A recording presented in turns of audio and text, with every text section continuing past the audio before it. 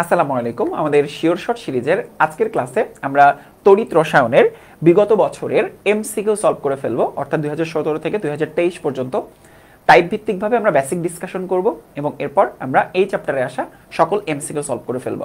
তো আমাদের এই চ্যাপ্টারে সর্বমোট 7টা টাইপ রয়েছে। তো চলো আমরা দেখে নিই এই চ্যাপ্টারে আমাদের কি কি টাইপ রয়েছে এবং সেই টাইপগুলো থেকে আমরা কিভাবে এই পুরো চ্যাপ্টারটা সাজায়ে পড়ে ফেলতে পারি। তো প্রথমেই আমরা দেখতে পাচ্ছি এই চ্যাপ্টারে আমাদের টাইপ রয়েছে টোটাল 7টা এবং এই 7টা টাইপের মধ্যে আমরা প্রথমে দেখতে পাচ্ছি আমাদের তড়িৎ পরিবাহী। হ্যাঁ, আমরা অনেকে এটা নিয়ে স্টাডি করি না।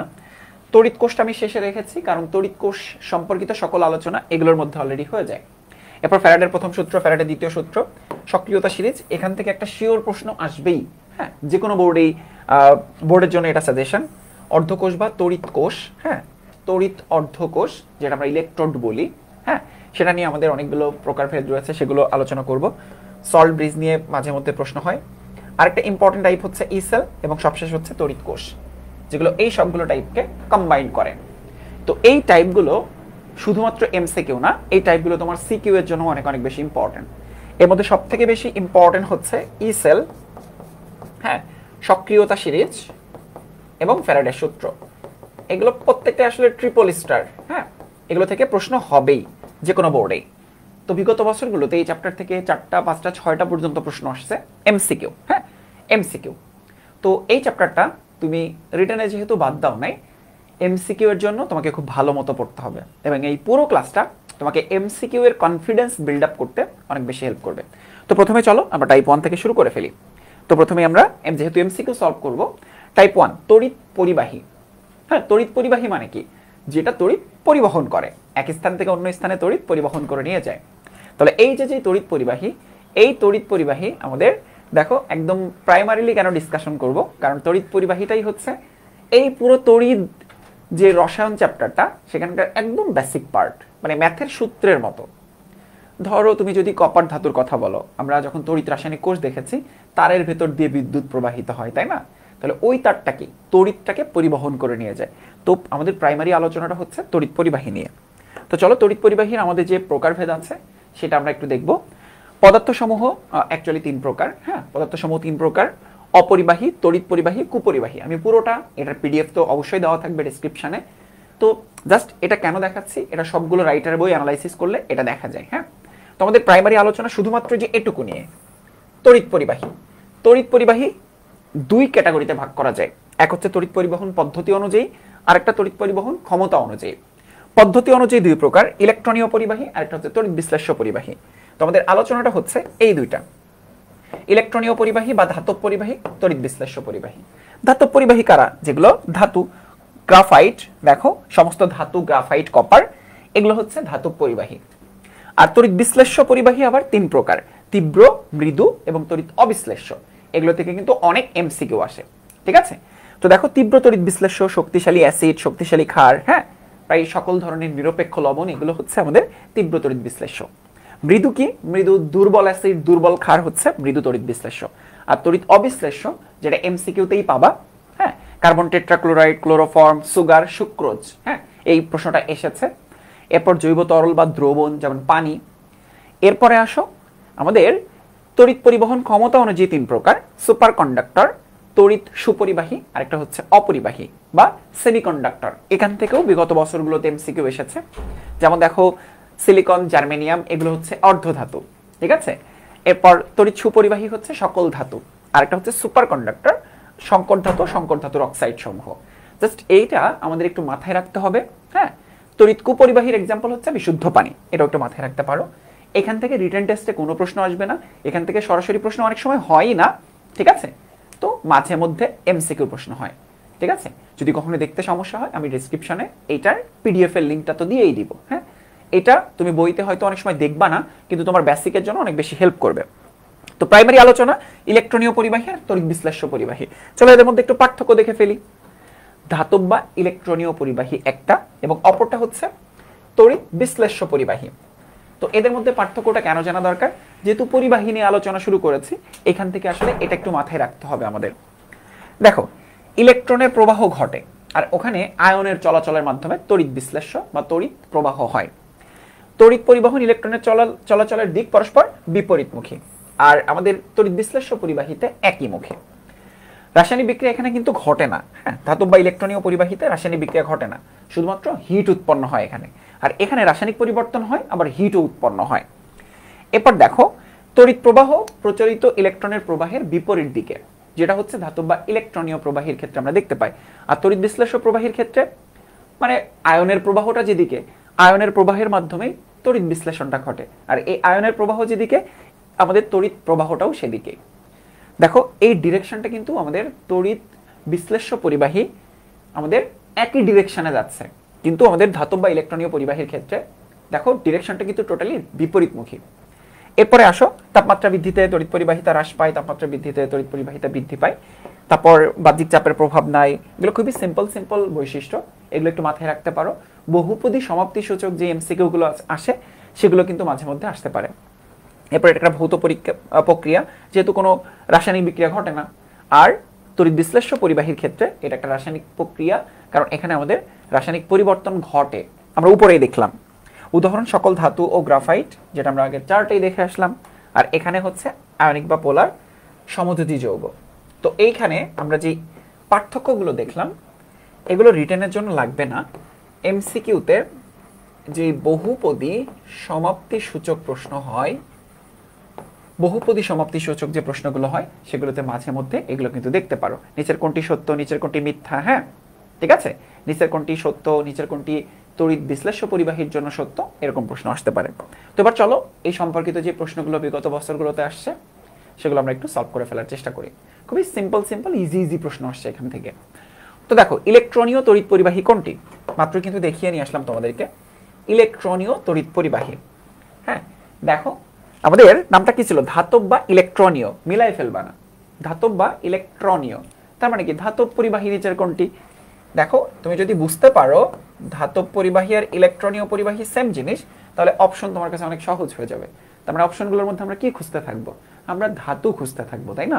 তাহলে দেখো কপার সালফেট একটা দ্রবণ, FeSO4 ফেরাস সালফেট একটা দ্রবণ, এই যে দেখো আয়রন, কারণ আমাদের ধাতব বা ইলেকট্রনীয় পরিবাহীর এক্সাম্পলে বলা ছিল সকল প্রকার ধাতু, তাহলে এখানে আমাদের অপশনে দেখো আয়রন আছে। কিন্তু তোমার তার আগে জানতে হবে যে ধাতব পরিবাহী বা ইলেকট্রনীয় পরিবাহী যে একই জিনিস সেটা তোমাকে আগে জানতে হবে, না হলে এই এমসিকিউ তুমি মুখস্থ করবা দেখবা তুমি উত্তর করতে পারছো না। বরিশাল বোর্ড 2023-এ আসছে। আমরা পরবর্তী এমসিকিউতে চলে যাব। নিচের কোনটি ইলেকট্রনীয় পরিবাহী, আবারও সেই একই প্রশ্ন, ইলেকট্রনীয় পরিবাহী তার মানে কি, নিচের কোনটি ধাতব পরিবাহী, নিচের কোনটি ধাতব পরিবাহী। তাহলে দেখো গলিত NaCl কাঁচ নল, তারপর কপার সালফেট দ্রবণ, এরপর হচ্ছে কপার তার। তাহলে আমরা কি খুঁজে বের করব, তাহলে আমরা খুঁজে বের করব নিচের কোনটা ধাতু বা নিচের কোনটি ধাতব পরিবাহী। যশোর বোর্ড 2022-এর একটা প্রশ্ন দেখলাম আমরা, নিচের কোনটির তড়িৎ পরিবাহিতা, নিচের কোনটির তড়িৎ পরিবাহিতা অধিক। দেখো আমাদের পরবর্তী প্রশ্ন, এটা কিন্তু এসেছে আমাদের ঢাকা বোর্ড 2023-এ এসেছে। হ্যাঁ ঢাকা বোর্ড 2023-এর খুবই ইজি একটা প্রশ্ন। দেখো প্রথমে যখন আমরা প্রকারভেদটা তোমাদেরকে বলছিলাম এবং এক্সাম্পল বোঝাচ্ছিলাম, তখন অনেকেই তোমরা বলছিলে যে ভাইয়া এটা তো দেখি না, এটা কেন পড়া দরকার। এখন দেখো 2023-এর প্রশ্ন বরিশাল বোর্ডে দেখলাম, ঢাকা বোর্ড 2023-এ দেখলাম, তার মানে খুব রিসেন্ট ইয়ারগুলোতে কিন্তু এখান থেকে প্রশ্ন দিচ্ছে, তার মানে টপিকটা কিন্তু বাদ দেওয়া যাবে না। হ্যাঁ নিচের কোনটি তড়িৎ পরিবাহিতা অধিক, তোমরা দেখেছো যে এক্সাম্পলগুলোর মধ্যে দেখেছো কপার বা তামা এর তড়িৎ পরিবাহিতা সর্বাধিক, তাই না। তাহলে দেখো আমাদের উত্তর হচ্ছে কপার। বাকি যে অপশনগুলো দেখছো স্ক্যান্ডিয়াম, টাইটানিয়াম, এগুলোর তড়িৎ পরিবাহিতা কপারের থেকে কম, অর্থাৎ নিচের কোনটি তড়িৎ পরিবাহিতা সর্বাধিক, উত্তর হচ্ছে কপার। পরবর্তী প্রশ্ন, সেমিকন্ডাক্টর হিসেবে ব্যবহৃত হয়। দেখো সেম প্রশ্নটা আমরা যে কিছুক্ষণ আগে যে টেবিলটা পড়লাম সেখানেও দেখো আমাদের সেমিকন্ডাক্টর হিসেবে কোনটা কোনটা ব্যবহৃত হয় সেগুলোর এক্সাম্পল দেখেছো, তাই না। সিলিকন, জার্মেনিয়াম, আমাদের দেখো ডিরেক্ট মুখস্থ প্রশ্ন এটা, বা তুমি যে চার্ট দেখলা সেখান থেকে সরাসরি আসছে। এই জন্যই তোমাদেরকে বললাম যে বেসিকটা পড়ার পরে যখন তুমি এমসিকিউটা সলভ করবা দেখবা তোমার কাছে খুব সহজ মনে হবে। অনেকগুলো বোর্ডে এসেছে, কুমিল্লা বোর্ড, ময়মনসিংহ বোর্ড এবং ঢাকা বোর্ডে আসছে। শুক্রোজের দ্রবণটি দেখো আমাদের ওই চার্টের মধ্যে নিচের দিকে ছিল সুক্রোজ। হ্যাঁ যখন তুমি এক্সাম্পলগুলো দেখো বললাম চিনি তড়িৎ অবিশ্লেষ্য রূপে ব্যবহৃত হয়, তাই না। সুক্রোজের দ্রবণটি চিনি বা সুক্রোজ এক্সাম্পল ছিল একদম ডান কর্নারে, তাহলে দেখো এটা তড়িৎ অবিশ্লেষ্য রূপে ব্যবহৃত হয়।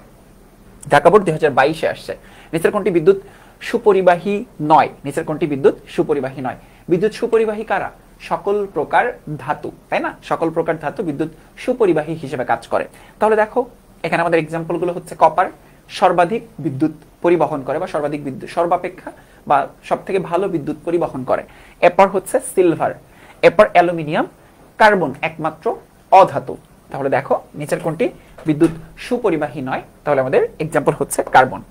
কার্বনের উদ্ভিদগুলোর মধ্যে তোমরা হিরক এবং গ্রাফাইটের নাম শুনছো। গ্রাফাইট আবার বিদ্যুৎ পরিবহন করে। হ্যাঁ, গলিত NaCl এর তড়িৎ পরিবাহিতার কারণ কি? এবার দেখো আমরা দুইটা যে পার্থক্য পড়লাম, হ্যাঁ দুইটা যে পার্থক্য পড়লাম তার মধ্যে কি কি ছিল? তড়িৎ বিশ্লেষ্য পরিবাহী এবং আরেকটা হচ্ছে ধাতব বা তড়িৎ ধাতব বা ইলেকট্রনীয় পরিবাহী, আরেকটা হচ্ছে তড়িৎ বিশ্লেষ্য পরিবাহী, তাই না? ধাতব বা ইলেকট্রনীয় পরিবাহী, এদের এক্সাম্পল গুলো কি কি ছিল? সকল প্রকার ধাতু, হ্যাঁ ধাতু ইলেকট্রনের আদান প্রদানের মাধ্যমে তড়িৎ পরিবহন করে, আর ওই পাশে তড়িৎ বিশ্লেষ্য পরিবাহী কি? আয়নের চলাচলের মাধ্যমে বিদ্যুৎ পরিবহন করে, তাই না? আয়নের চলাচলের মাধ্যমে। তাহলে এখানে আমাদের NaCl তড়িৎ বিশ্লেষ্য পরিবাহী, তার মানে এটা আমাদের যে দুইটা আয়ন আছে ভাঙলে আমরা কি কি পাবো? Na+ আর Cl- পাবো। তার মানে এখানে আমাদের যে মুক্ত আয়ন আছে, মুক্ত ইলেকট্রন না, মুক্ত পরমাণু না, মুক্ত অণু না, মুক্ত আয়ন, মুক্ত আয়ন যার চলাচলের মাধ্যমে তড়িৎ পরিবহন করে, মুক্ত আয়ন। দেখো পার্থক্যের মধ্য থেকেই কিন্তু আমরা এই প্রশ্নটা সলভ করতে পারছি। খুব ইজি প্রশ্ন, কিন্তু তোমার ওই পার্থক্যের বৈশিষ্ট্যগুলো জানা থাকতে হবে। পরবর্তী এমসিকিউ, কোনটি দুর্বল তড়িৎ বিশ্লেষ্য? হ্যাঁ, এক্সাম্পল আবারও সেই কনসেপ্ট থেকে, দুর্বল তড়িৎ বিশ্লেষ্য। নিচের কোনটি শক্তিশালী আর নিচের কোনটি দুর্বল? এইটা পার্থক্য করতে পারি। শক্তিশালী অ্যাসিড তীব্র তড়িৎ বিশ্লেষ্য, শক্তিশালী ক্ষার তীব্র তড়িৎ বিশ্লেষ্য, মৃদু ক্ষার মৃদু অ্যাসিড মৃদু তড়িৎ বিশ্লেষ্য। খুবই সহজ কথা, একদম সহজ কথা। শক্তিশালী অ্যাসিড তীব্র তড়িৎ বিশ্লেষ্য, শক্তিশালী ক্ষার তীব্র তড়িৎ বিশ্লেষ্য, মৃদু অ্যাসিড মৃদু ক্ষার মৃদু তড়িৎ বিশ্লেষ্য। তাহলে অ্যামোনিয়াম হাইড্রোক্সাইড একটা মৃদু তড়িৎ বিশ্লেষ্য, খুবই ইজি একটা এক্সাম্পল। ফাইন, কোনটি তড়িৎ বিশ্লেষ্য পরিবাহী? হ্যাঁ, নিচের কোনটি তড়িৎ বিশ্লেষ্য পরিবাহী? তড়িৎ বিশ্লেষ্য পরিবাহী কি করে? তড়িৎ বিশ্লেষ্য পরিবাহী হচ্ছে আয়নের চলাচলের মাধ্যমে তড়িৎ পরিবহন করে। আয়নের চলাচল, আয়নের চলাচলের মাধ্যমে তড়িৎ পরিবহন করে। এর অপোজিটটা কি? ধাতব বা ইলেকট্রনীয় পরিবাহী। তাহলে আয়নের পরিবহন, আয়ন এটা একটা সলিড, এটা হবে না বিশুদ্ধ পানি। হ্যাঁ, বিশুদ্ধ পানি হবে না। এরপর 100% HCl হবে না, কপার সালফেট অ্যাকুয়াস, এটা কপার 2+ এবং সালফেট 2- আয়নে পরিণত হয়, আয়নের চলাচলের মাধ্যমে তড়িৎ পরিবহন করে। খুবই ইজি একটা প্রশ্ন। কোনটি তীব্র তড়িৎ বিশ্লেষ্য পদার্থ? তীব্র তড়িৎ বিশ্লেষ্য পদার্থ, হ্যাঁ খুব ইজি একটা প্রশ্ন। নিচের কোনটি তীব্র তড়িৎ বিশ্লেষ্য পদার্থ? তার মানে এখানে তীব্র যদি বলা হয়, তাহলে তীব্র যদি বলে তীব্র তড়িৎ বিশ্লেষ্য, শক্তিশালী অ্যাসিড শক্তিশালী ক্ষার, মৃদু তড়িৎ বিশ্লেষ্য, মৃদু অ্যাসিড মৃদু ক্ষার। ঠিক আছে, এখানে এটা দুর্বল অ্যাসিড, সালফিউরিক অ্যাসিড হচ্ছে, সালফিউরিক অ্যাসিড হচ্ছে শক্তিশালী অ্যাসিড, শক্তিশালী অ্যাসিডের দ্রবণ হচ্ছে তীব্র তড়িৎ বিশ্লেষ্য পদার্থ। সো আপেক্ষিক পরিবাহিতার একক, হ্যাঁ কয়েকটা একক তোমাদেরকে একটু মনে রাখতে হবে। সেটা হচ্ছে আপেক্ষিক পরিবাহিতা, পরিবাহিতার একক হচ্ছে সিমেন্স। হ্যাঁ, পরিবাহিতার একক হচ্ছে সিমেন্স। পরিবাহিতার একক কি? পরিবাহিতা। পরিবাহিতা হচ্ছে রোধের বিপরীত রাশিকে পরিবাহিতা বলা হয়ে থাকে, 1/r, যেটাকে মোহ বলা হয় বা সিমেন্স বলা হয়। সিমেন্স বা ওহম, OHM, ওহম ইনভার্স, বা এটাকে ওহম ইনভার্সও বলা যায়।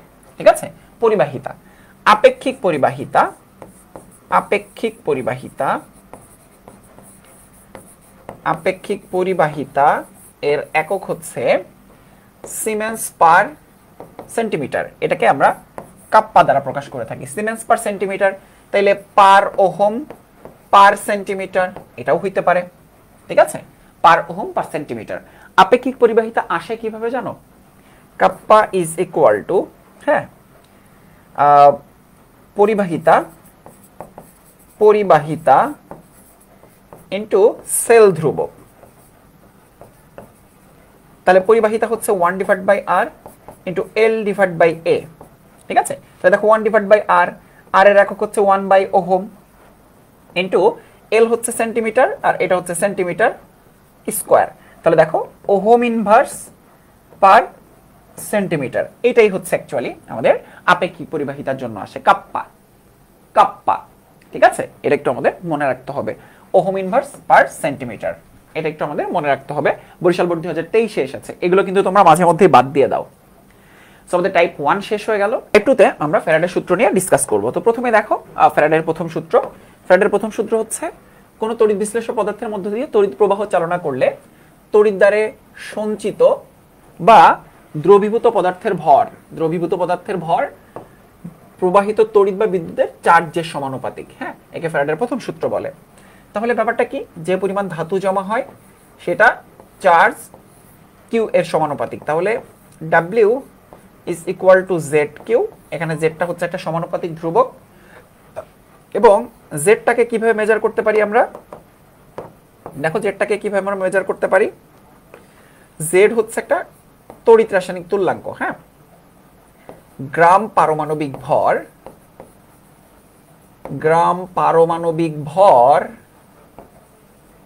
ডিভাইডেড বাই তুল্য সংখ্যা ইন্টু 96,500, অথবা তুল্য সংখ্যার জায়গায় যেটা বলতে পারো সেটা হচ্ছে সক্রিয় যোজনী। হ্যাঁ, এটাকে বলতে পারো সক্রিয় যোজনী। তাহলে Z is equal to m divided by EF। F মানে হচ্ছে ফ্যারাডে। 1 ফ্যারাডে সমান 96,500 কুলম। 1 ফ্যারাডে সমান 96,500 কুলম। তো এবার আসো, তাইলে W is equal two Z।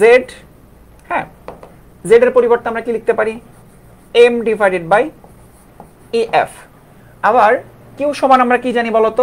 Q is equal to আমরা IT জানি। তাহলে দেখো MIT ডিভাইডেড বাই EF। তো এই ফর্মুলাটা আমাদের জন্য বেশ ইম্পর্টেন্ট। ম্যাথ করতে যে সব থেকে বেশি কাজে লাগবে এই ফর্মুলাটা। হ্যাঁ, ম্যাথ যখন করতে যাব সব থেকে বেশি কাজে লাগবে এই ফর্মুলাটা। W is equal to MIT divide by EF। Gram পারমাণবিক ভর, I প্রবাহ মাত্রা, T হচ্ছে সময়, E হচ্ছে তুল্য সংখ্যা বা সক্রিয় যোজনী, আর Fটা হচ্ছে 96,500। এটা হচ্ছে প্রথম সূত্র। এবার আমরা সবগুলো সূত্রাবলী একসাথে লিখব। ফ্যারাডের দ্বিতীয় সূত্রটাকে একটু দেখে নেই। যদি বিভিন্ন তড়িৎ বিশ্লেষ্য পদার্থের মধ্য দিয়ে একই সময়ে একই পরিমাণ তড়িৎ প্রবাহ অর্থাৎ বিদ্যুৎ চার্জ প্রবাহিত করা হয়, সঞ্চিত বা দ্রবীভূত পদার্থের ভর তুল্য ভর বা রাসায়নিক তুল্যাঙ্কের সমানুপাতিক। ঠিক আছে? তো আগে দেখো আমরা কিছুক্ষণ আগে দেখলাম তড়িৎ রাসায়নিক তুল্যাঙ্ক, এখন হচ্ছে রাসায়নিক তুল্যাঙ্ক। তো তুল্য ভর কাকে বলে? প্রথম কথা হচ্ছে তুল্য ভর হচ্ছে গ্রাম পারমাণবিক ভর ডিভাইডেড বাই তুল্য সংখ্যা। ঠিক আছে, গ্রাম পারমাণবিক ভর ডিভাইড বাই তুল্য সংখ্যা। তাহলে দেখো গ্রাম পারমাণবিক ভর m ডিভাইডেড বাই E, এবং এই m ডিভাইড বাই ইটাই হচ্ছে আমাদের E দ্বারা প্রকাশ করা হয়। এটা তুল্য ভর, অথবা এটাকে বলা হয় রাসায়নিক তুল্যাঙ্ক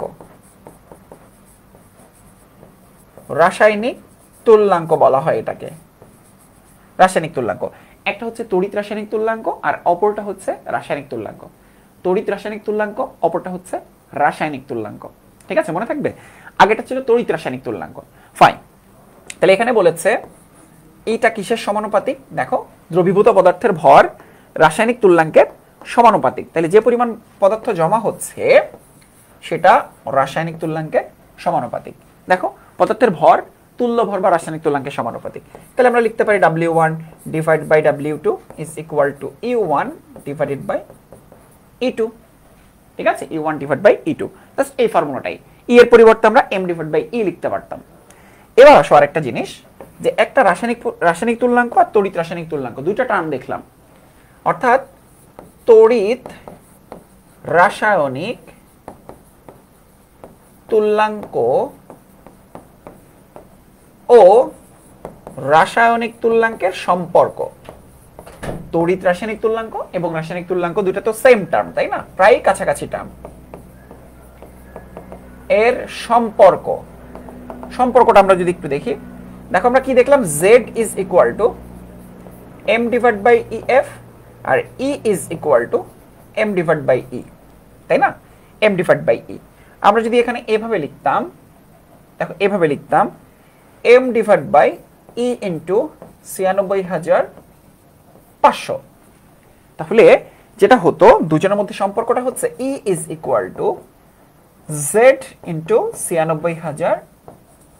এটা হচ্ছে এই দুজনের মধ্যে সম্পর্ক, এটা হচ্ছে এই দুজনের মধ্যে সম্পর্ক। হ্যাঁ, রাসায়নিক তুল্যাঙ্ক ইজ ইকুয়াল টু ৯৬,৫০০ ইন্টু তড়িৎ রাসায়নিক তুল্যাঙ্ক, ঠিক আছে? আর এই দুটার একক কি? এই দুটার একক, ই এর একক হচ্ছে গ্রাম আর জেড এর একক হচ্ছে গ্রাম পার কুলম। এটা মনে রাখতে হবে তোমাদের, ঠিক আছে? তো এবার আসো, যতগুলো ফর্মুলা আমরা শিখলাম সবগুলো ফর্মুলা আমরা একসাথে লিখব। যতগুলো ফর্মুলা শিখলাম, এক, হ্যাঁ, W is equal to Z Q. দুই, W is equal to Z I T. Q is equal to I T. Q is equal to I T. চার, W is equal to Z, W is equal to MIT divided by EF. 5, Z is equal to M divided by EF. 6, E is equal to M divided by E. 7, E is equal to Z into ৯৬,৫০০। এবার হচ্ছে Q is equal to IT, MIT divided by EF। যেহেতু এখানে একটা জিনিস খেয়াল করো, IT মানে কি? আইটি মানে হচ্ছে কিউ, আর ডাব্লিউ ডিভাইড বাই এম মানে কি? হ্যাঁ, ডাব্লিউ ডিভাইড বাই এম মানে হচ্ছে এন। তাহলে Q is equal to N E F, এটাও কিন্তু লেখা সম্ভব, তাই না? Q is equal to N E F, Q is equal to N E F, ঠিক আছে? এই যে ফর্মুলাগুলো লিখলাম ম্যাথ করার জন্য, এই ফর্মুলাগুলো বেশ জরুরি। এরপর ধরো ৯ number, W1 divide by W2 is equal to E1 divided by E2, ঠিক আছে? M divide by E. এবার ১০ নাম্বার, ১ ফ্যারাডে সমান ৯৬,৫০০ কুলম। এই যতগুলো ফর্মুলা লিখলাম, এই ফর্মুলাগুলো প্রত্যেকটা ইম্পর্টেন্ট আমাদের বিভিন্ন এমসিকিউ সলভ করার জন্য, সবগুলো তোমাদের একটু মাথায় রাখতে হবে। এবার আসো কয়েকটা প্রযোজ্যতা তোমাদেরকে পড়াই। ফ্যারাডের সূত্র, দ্রবণ ও গলিত উভয়ের ক্ষেত্রে সমানভাবে প্রযোজ্য। তাপমাত্রা, চাপ, দ্রাবক, দ্রবণের ঘনমাত্রার কোনো প্রভাব নাই। তাপমাত্রা, চাপ, দ্রাবক ও দ্রবণের ঘনমাত্রার কোনো প্রভাব নাই। হ্যাঁ, একই মোলের বিভিন্ন আয়নিক অবস্থার ক্ষেত্রে এই সূত্র সমানভাবে প্রযোজ্য। এমসিকিউ এর জন্য এই ডাটাগুলো ইম্পর্টেন্ট। আসো, ফ্যারাডের সূত্রের কিছু সীমাবদ্ধতা আছে। এই সূত্র ইলেকট্রনীয় পরিবাহীর ক্ষেত্রে, আমরা ধাতব বা ইলেকট্রনীয় পরিবাহী পড়ে আসলাম। ধাতব বা ইলেকট্রনীয় পরিবাহী, যারা ইলেকট্রনের আদান প্রদানের মাধ্যমে তড়িৎ পরিবহন করে, সমানভাবে প্রয়োগ করা যায় না। ১০০% তড়িৎ বিশ্লেষ্য পদ্ধতিতে তড়িৎ প্রবাহিত হয়। এই সূত্র শুধু সেক্ষেত্রে প্রযোজ্য যেখানে 100% তড়িৎ বিশ্লেষ্য পদ্ধতিতে তড়িৎ পরিবাহিত হয়, তাদের ক্ষেত্রে এটা পারফেক্টলি কাজ করে। একাধিক বিক্রিয়া সংঘটিত হলে গণনায় ত্রুটি দেখা যায় যদি একাধিক বিক্রিয়া সংঘটিত হয়, ঠিক আছে? এবার আসো, এই সূত্র প্রয়োগ করে কি কি বের করতে পারি? আমরা ইলেকট্রনের চার্জ বের করতে পারি। হ্যাঁ, অ্যানোড আর ক্যাথোডে কি পরিমাণ তড়িৎ প্রবাহিত করলে অ্যানোডে বা ক্যাথোডে বিক্রিয়া অংশগ্রহণ করবে দ্বিতীয় সূত্রের সাহায্যে জানা যায়। হ্যাঁ, কি পরিমাণ তড়িৎ প্রবাহিত করলে কতটুকু ধাতু জমা হবে, হ্যাঁ, সেটাও কিন্তু বের করে ফেলা যায়। এগুলো ছোট ছোট প্রশ্ন, কনসেপচুয়াল প্রশ্ন, কিন্তু এগুলো আমাদের জন্য লাগবে। হ্যাঁ, ওকে। তো এবার আসো, এই সম্পর্কিত যত এমসিকিউ আছে বিগত বছরগুলোতে, সেগুলো আমরা একটু সহজেই সলভ করে ফেলি এবং দেখবা খুব ঝটপট এগুলো আমরা সলভ করে ফেলতে পারবো, কারণ প্রশ্নগুলো অনেক ইজি এবং ক্যালকুলেটর লাগে। ১ মোল ইলেকট্রনের মোট চার্জ কত? ১ মোল ইলেকট্রনের মোট চার্জ কত? হ্যাঁ, ১ মোল ইলেকট্রনের মোট চার্জ দেখো, ১ মোল ইলেকট্রনের মোট চার্জ হচ্ছে ১ ফ্যারাডে। হ্যাঁ, ১ ফ্যারাডে চিন্তা করো, ১ মোল ইলেকট্রনের চার্জ। আগে কথা হচ্ছে ১ মোল ইলেকট্রনের মধ্যে কয়টা ইলেকট্রন আছে? 6.02 ইন্টু 10⁻⁻19। হ্যাঁ, এতটি ইলেকট্রন আছে, তাই না? এতটি ইলেকট্রন আছে। এবার একটা ইলেকট্রনের চার্জ কত? মানে ১ মোল ইলেকট্রন মানে ১ মোলের মধ্যে কতগুলো ইলেকট্রন আছে? 6.02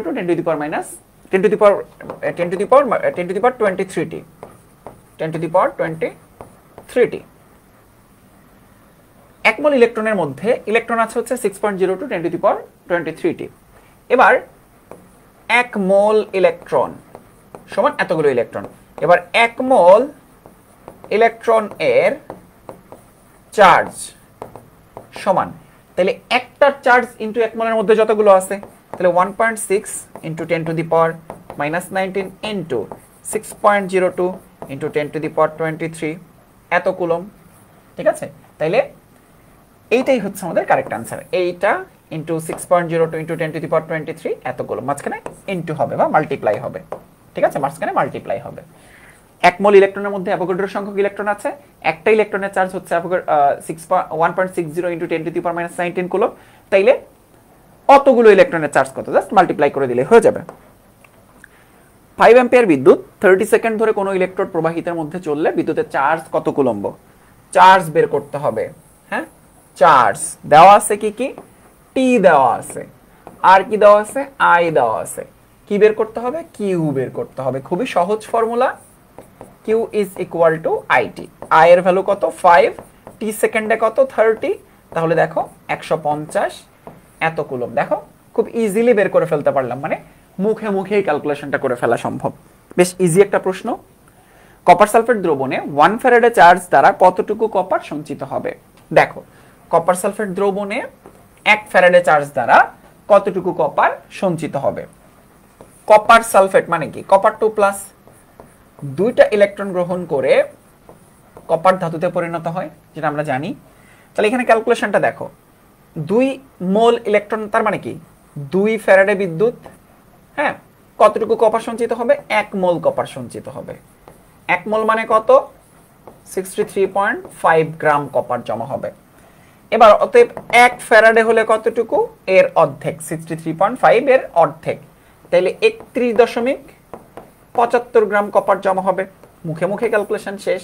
ঠিক আছে, 31.75 গ্রাম। মনে রাখবা, যত মোল ইলেকট্রন আদান প্রদান তত ফ্যারাডে বিদ্যুৎ। তাইলে দেখবা তোমার ক্যালকুলেশন অনেক সহজ হয়ে গেছে। ঐকিক নিয়মও করতে হবে না, অনেক কিছু নিয়েও তোমাকে কাজ করতে হবে না। ঠিক আছে, এবার আসো, 2 ফ্যারাডে বিদ্যুৎ তড়িৎ প্রবাহে কত গ্রাম ফেরাস আয়ন চার্জ মুক্ত হয়? ফেরাস মানে হচ্ছে Fe2+, আর ফেরিক মানে Fe3+।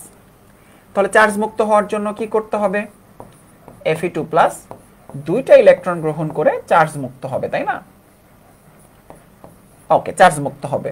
তাহলে 2 মোল ইলেকট্রন, তাই না? তার মানে 2 ফ্যারাডে বিদ্যুৎ, তাহলে 1 মোল, তার মানে 55.85 গ্রাম, যেটাকে ইজ ইকুয়াল 56 গ্রাম বলা যায়, তাই না? 56 গ্রাম। এবার বলেছে 2 ফ্যারাডে তড়িৎ প্রবাহে কত গ্রাম ফেরাস? তাহলে 2 ফ্যারাডের জন্য 55 বা 56 গ্রাম। 1 ফ্যারাডে যদি বলতো তাহলে 28 হয়ে যেত। আর আরেকটা ব্যাপার, ফেরিক যদি হতো তাহলে Fe3+, তিনটা ইলেকট্রন গ্রহণ করে Fe তে পরিণত হতো। আবার Fe2+ কেন Fe3+ এ পরিণত হলো না? এখানে বলা আছে যে চার্জ মুক্ত হবে। দিনাজপুর বোর্ড 2023 এসেছে প্রশ্নটা। খুব ইজি এবং মজার একটা প্রশ্ন, তোমরা একটু চিন্তা করলেই কিন্তু এগুলো সলভ করে ফেলতে পারো। পরেরটা, 1 মোল Fe2O3 হতে 1 মোল লোহা পেতে কি পরিমাণ তড়িৎ প্রয়োজন? দেখো খুব ভালো মতো বুঝবা প্রশ্নটা, ময়মনসিংহ বোর্ড 2023 এসেছে। দেখো 1 মোল Fe2O3, তুমি আগে দেখো Fe2O3 মানে কি? Fe2O3 মানে হচ্ছে আয়রনের যোজনী 3, অক্সিজেনের যোজনী 2, এই জন্যই তো Fe2O3। তাইলে 2 Fe3+, এটা হচ্ছে ফেরিক, প্লাস 3O2-, চার্জগুলো লিখলাম, সমতা করে দিলাম। তাহলে আমাদের কাজ হচ্ছে এই যে এইটা থেকে 1 মোল লোহা পেতে হবে। তাহলে কি পরিমাণ তড়িতের প্রয়োজন হবে? তাহলে দেখো এটাকে চার্জ মুক্ত করব, এটা হচ্ছে ফেরিক আয়ন 3+, তাইলে 3টা ইলেকট্রন গ্রহণ করবে, যেহেতু 3টা ঘাটতি আছে, তাইলে 1 মোল আয়রনে পরিণত হবে। তাহলে এবার দেখো 3 ফ্যারাডে বিদ্যুৎ আদান প্রদান হলে 1 মোল আয়রন চার্জ মুক্ত হয়। 3 ফ্যারাডে তড়িৎ আদান প্রদান হলে 1 মোল লোহা আমরা পেয়ে যেতে পারি। তাহলে উত্তর হচ্ছে 3 ফ্যারাডে। আগেরটা কি ছিল? ফেরাস, এটা হচ্ছে ফেরিক। ফেরিক কোত্থেকে বুঝতে পারলাম? এই সংকেত থেকে আমি বুঝতে পারলাম যে এটা ছিল ফেরিক। ওকে, 0.5 ফ্যারাডে সমান কত কুলম? তাহলে 1 ফ্যারাডে সমান 96,500 কুলম। অতএব 0.5 ফ্যারাডে সমান 96,500 কুলম্বকে আমরা 2 দ্বারা ভাগ করে দিব। ঠিক আছে, 2 দ্বারা ভাগ করে দিব, জাস্ট 2 দ্বারা ভাগ করে ফেললেই হয়ে যাবে। হ্যাঁ, 96,500 ভাগ 2, তাহলে দেখো 48,250, 48,250 কুলম। মুখে মুখে তুমি ক্যালকুলেশন করে ফেলতে পারবা। 1 ফ্যারাডে সমান 96,500 কুলম। ঠিক আছে, PbSO4 দ্রবণে 5 ফ্যারাডে বিদ্যুৎ চালনা করলে তড়িৎ দ্বারা সঞ্চিত বা দ্রবীভূত লেডের পরিমাণ কতটুকু হবে? PbSO4। হ্যাঁ, ওকে, তাহলে PbSO4 মানে হচ্ছে Pb2+। ঠিক আছে, Pb2+। এত ফ্যারাডে বিদ্যুৎ চালনা করলে সঞ্চিত বা দ্রবীভূত লেডের পরিমাণ কতটুকু হবে? দেখো Pb2+, তাহলে Pb2+ যদি করো তাহলে দেখো এখানে Pb এর গ্রাম পারমাণবিক ভর কিন্তু দেওয়া আছে। তাইলে এটা কি হবে? তড়িৎ দ্বারা সঞ্চিত হবে, ধাতু জমা হবে। তাহলে 2টা ইলেকট্রন গ্রহণ করে সে কি করবে? লেড ধাতুতে জমা হবে, তাই না? লেড ধাতুতে জমা হবে। তাহলে এবার দেখো 1 মোল লেড মানে কত? 106.4 গ্রাম। কত ফ্যারাডে বিদ্যুৎ? 2 ফ্যারাডে বিদ্যুৎ হইলে।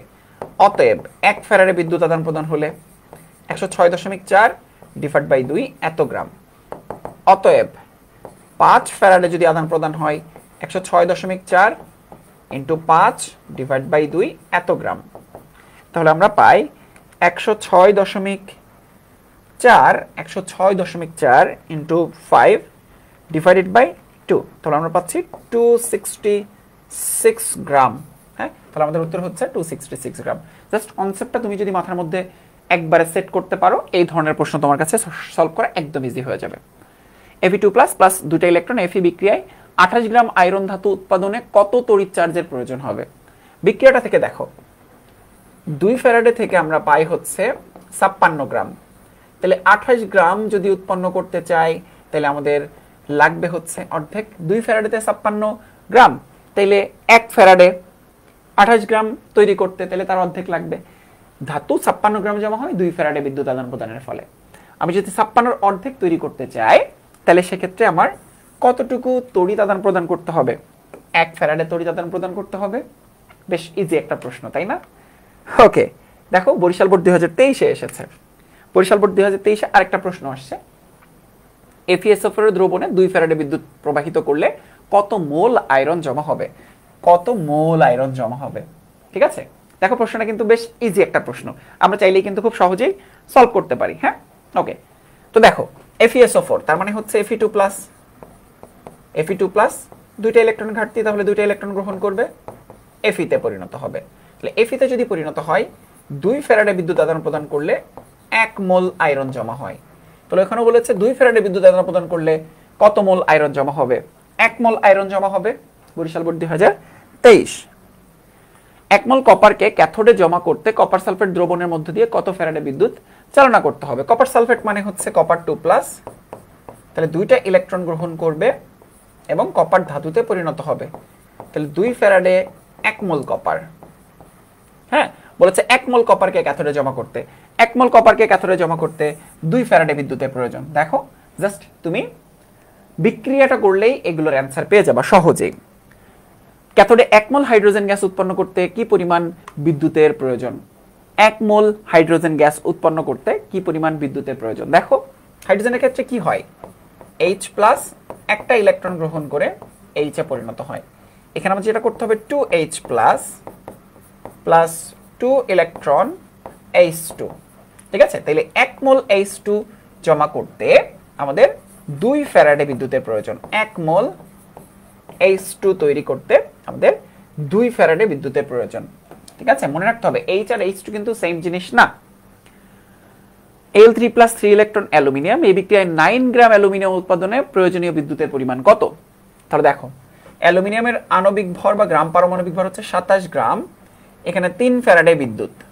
ঠিক আছে, বলেছে 9 গ্রাম, তাহলে এটাকে 3 দ্বারা ভাগ করে ফেলা হচ্ছে।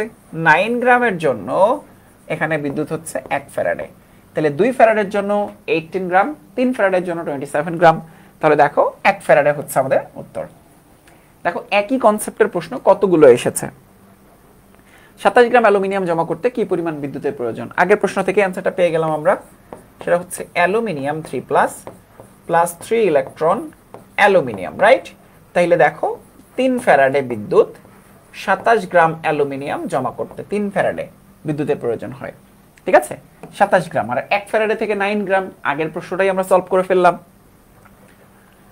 FeCl3 হতে 55.85 গ্রাম আয়রন জমা করতে কি পরিমাণ বিদ্যুৎ লাগবে? FeCl3 তার মানে ফেরিক Fe3+ তিনটা ইলেকট্রন গ্রহণ করে Fe ধাতুতে পরিণত হবে। ঠিক আছে, যেহেতু ফেরিক আয়ন, তিনটা ইলেকট্রনের ঘাটতি, তাহলে তিনটা ইলেকট্রন গ্রহণ করবে। গ্রহণ করার পরে 1 মোল আয়রনে পরিণত হবে। তাহলে এবার দেখো, 1 মোল ফেরাস এ পরিণত হতে বা লোহাতে পরিণত হতে 3 ফ্যারাডে বিদ্যুৎ দরকার। আর 1 মোল মানে কত? 1 মোল মানে হচ্ছে 55.85 গ্রাম। তাহলে এখানে দেখতে পাচ্ছি 55.85 গ্রাম আয়রন জমা করতে আমার বিদ্যুৎ লাগে হচ্ছে 3 ফ্যারাডে। দেখো কত ইজিলি আমরা প্রশ্নগুলো সলভ করে ফেলতে পারছি, তাই না? ফাইন। পরের প্রশ্ন, 2 মোল অ্যালুমিনিয়াম ক্যাথোডে জমা করতে কি পরিমাণ বিদ্যুতের প্রয়োজন? অ্যালুমিনিয়াম 3+ তিনটা ইলেকট্রন গ্রহণ করে অ্যালুমিনিয়াম ধাতুতে পরিণত হয়। তাহলে 3 ফ্যারাডে বিদ্যুৎ 1 মোল অ্যালুমিনিয়াম সঞ্চিত করে।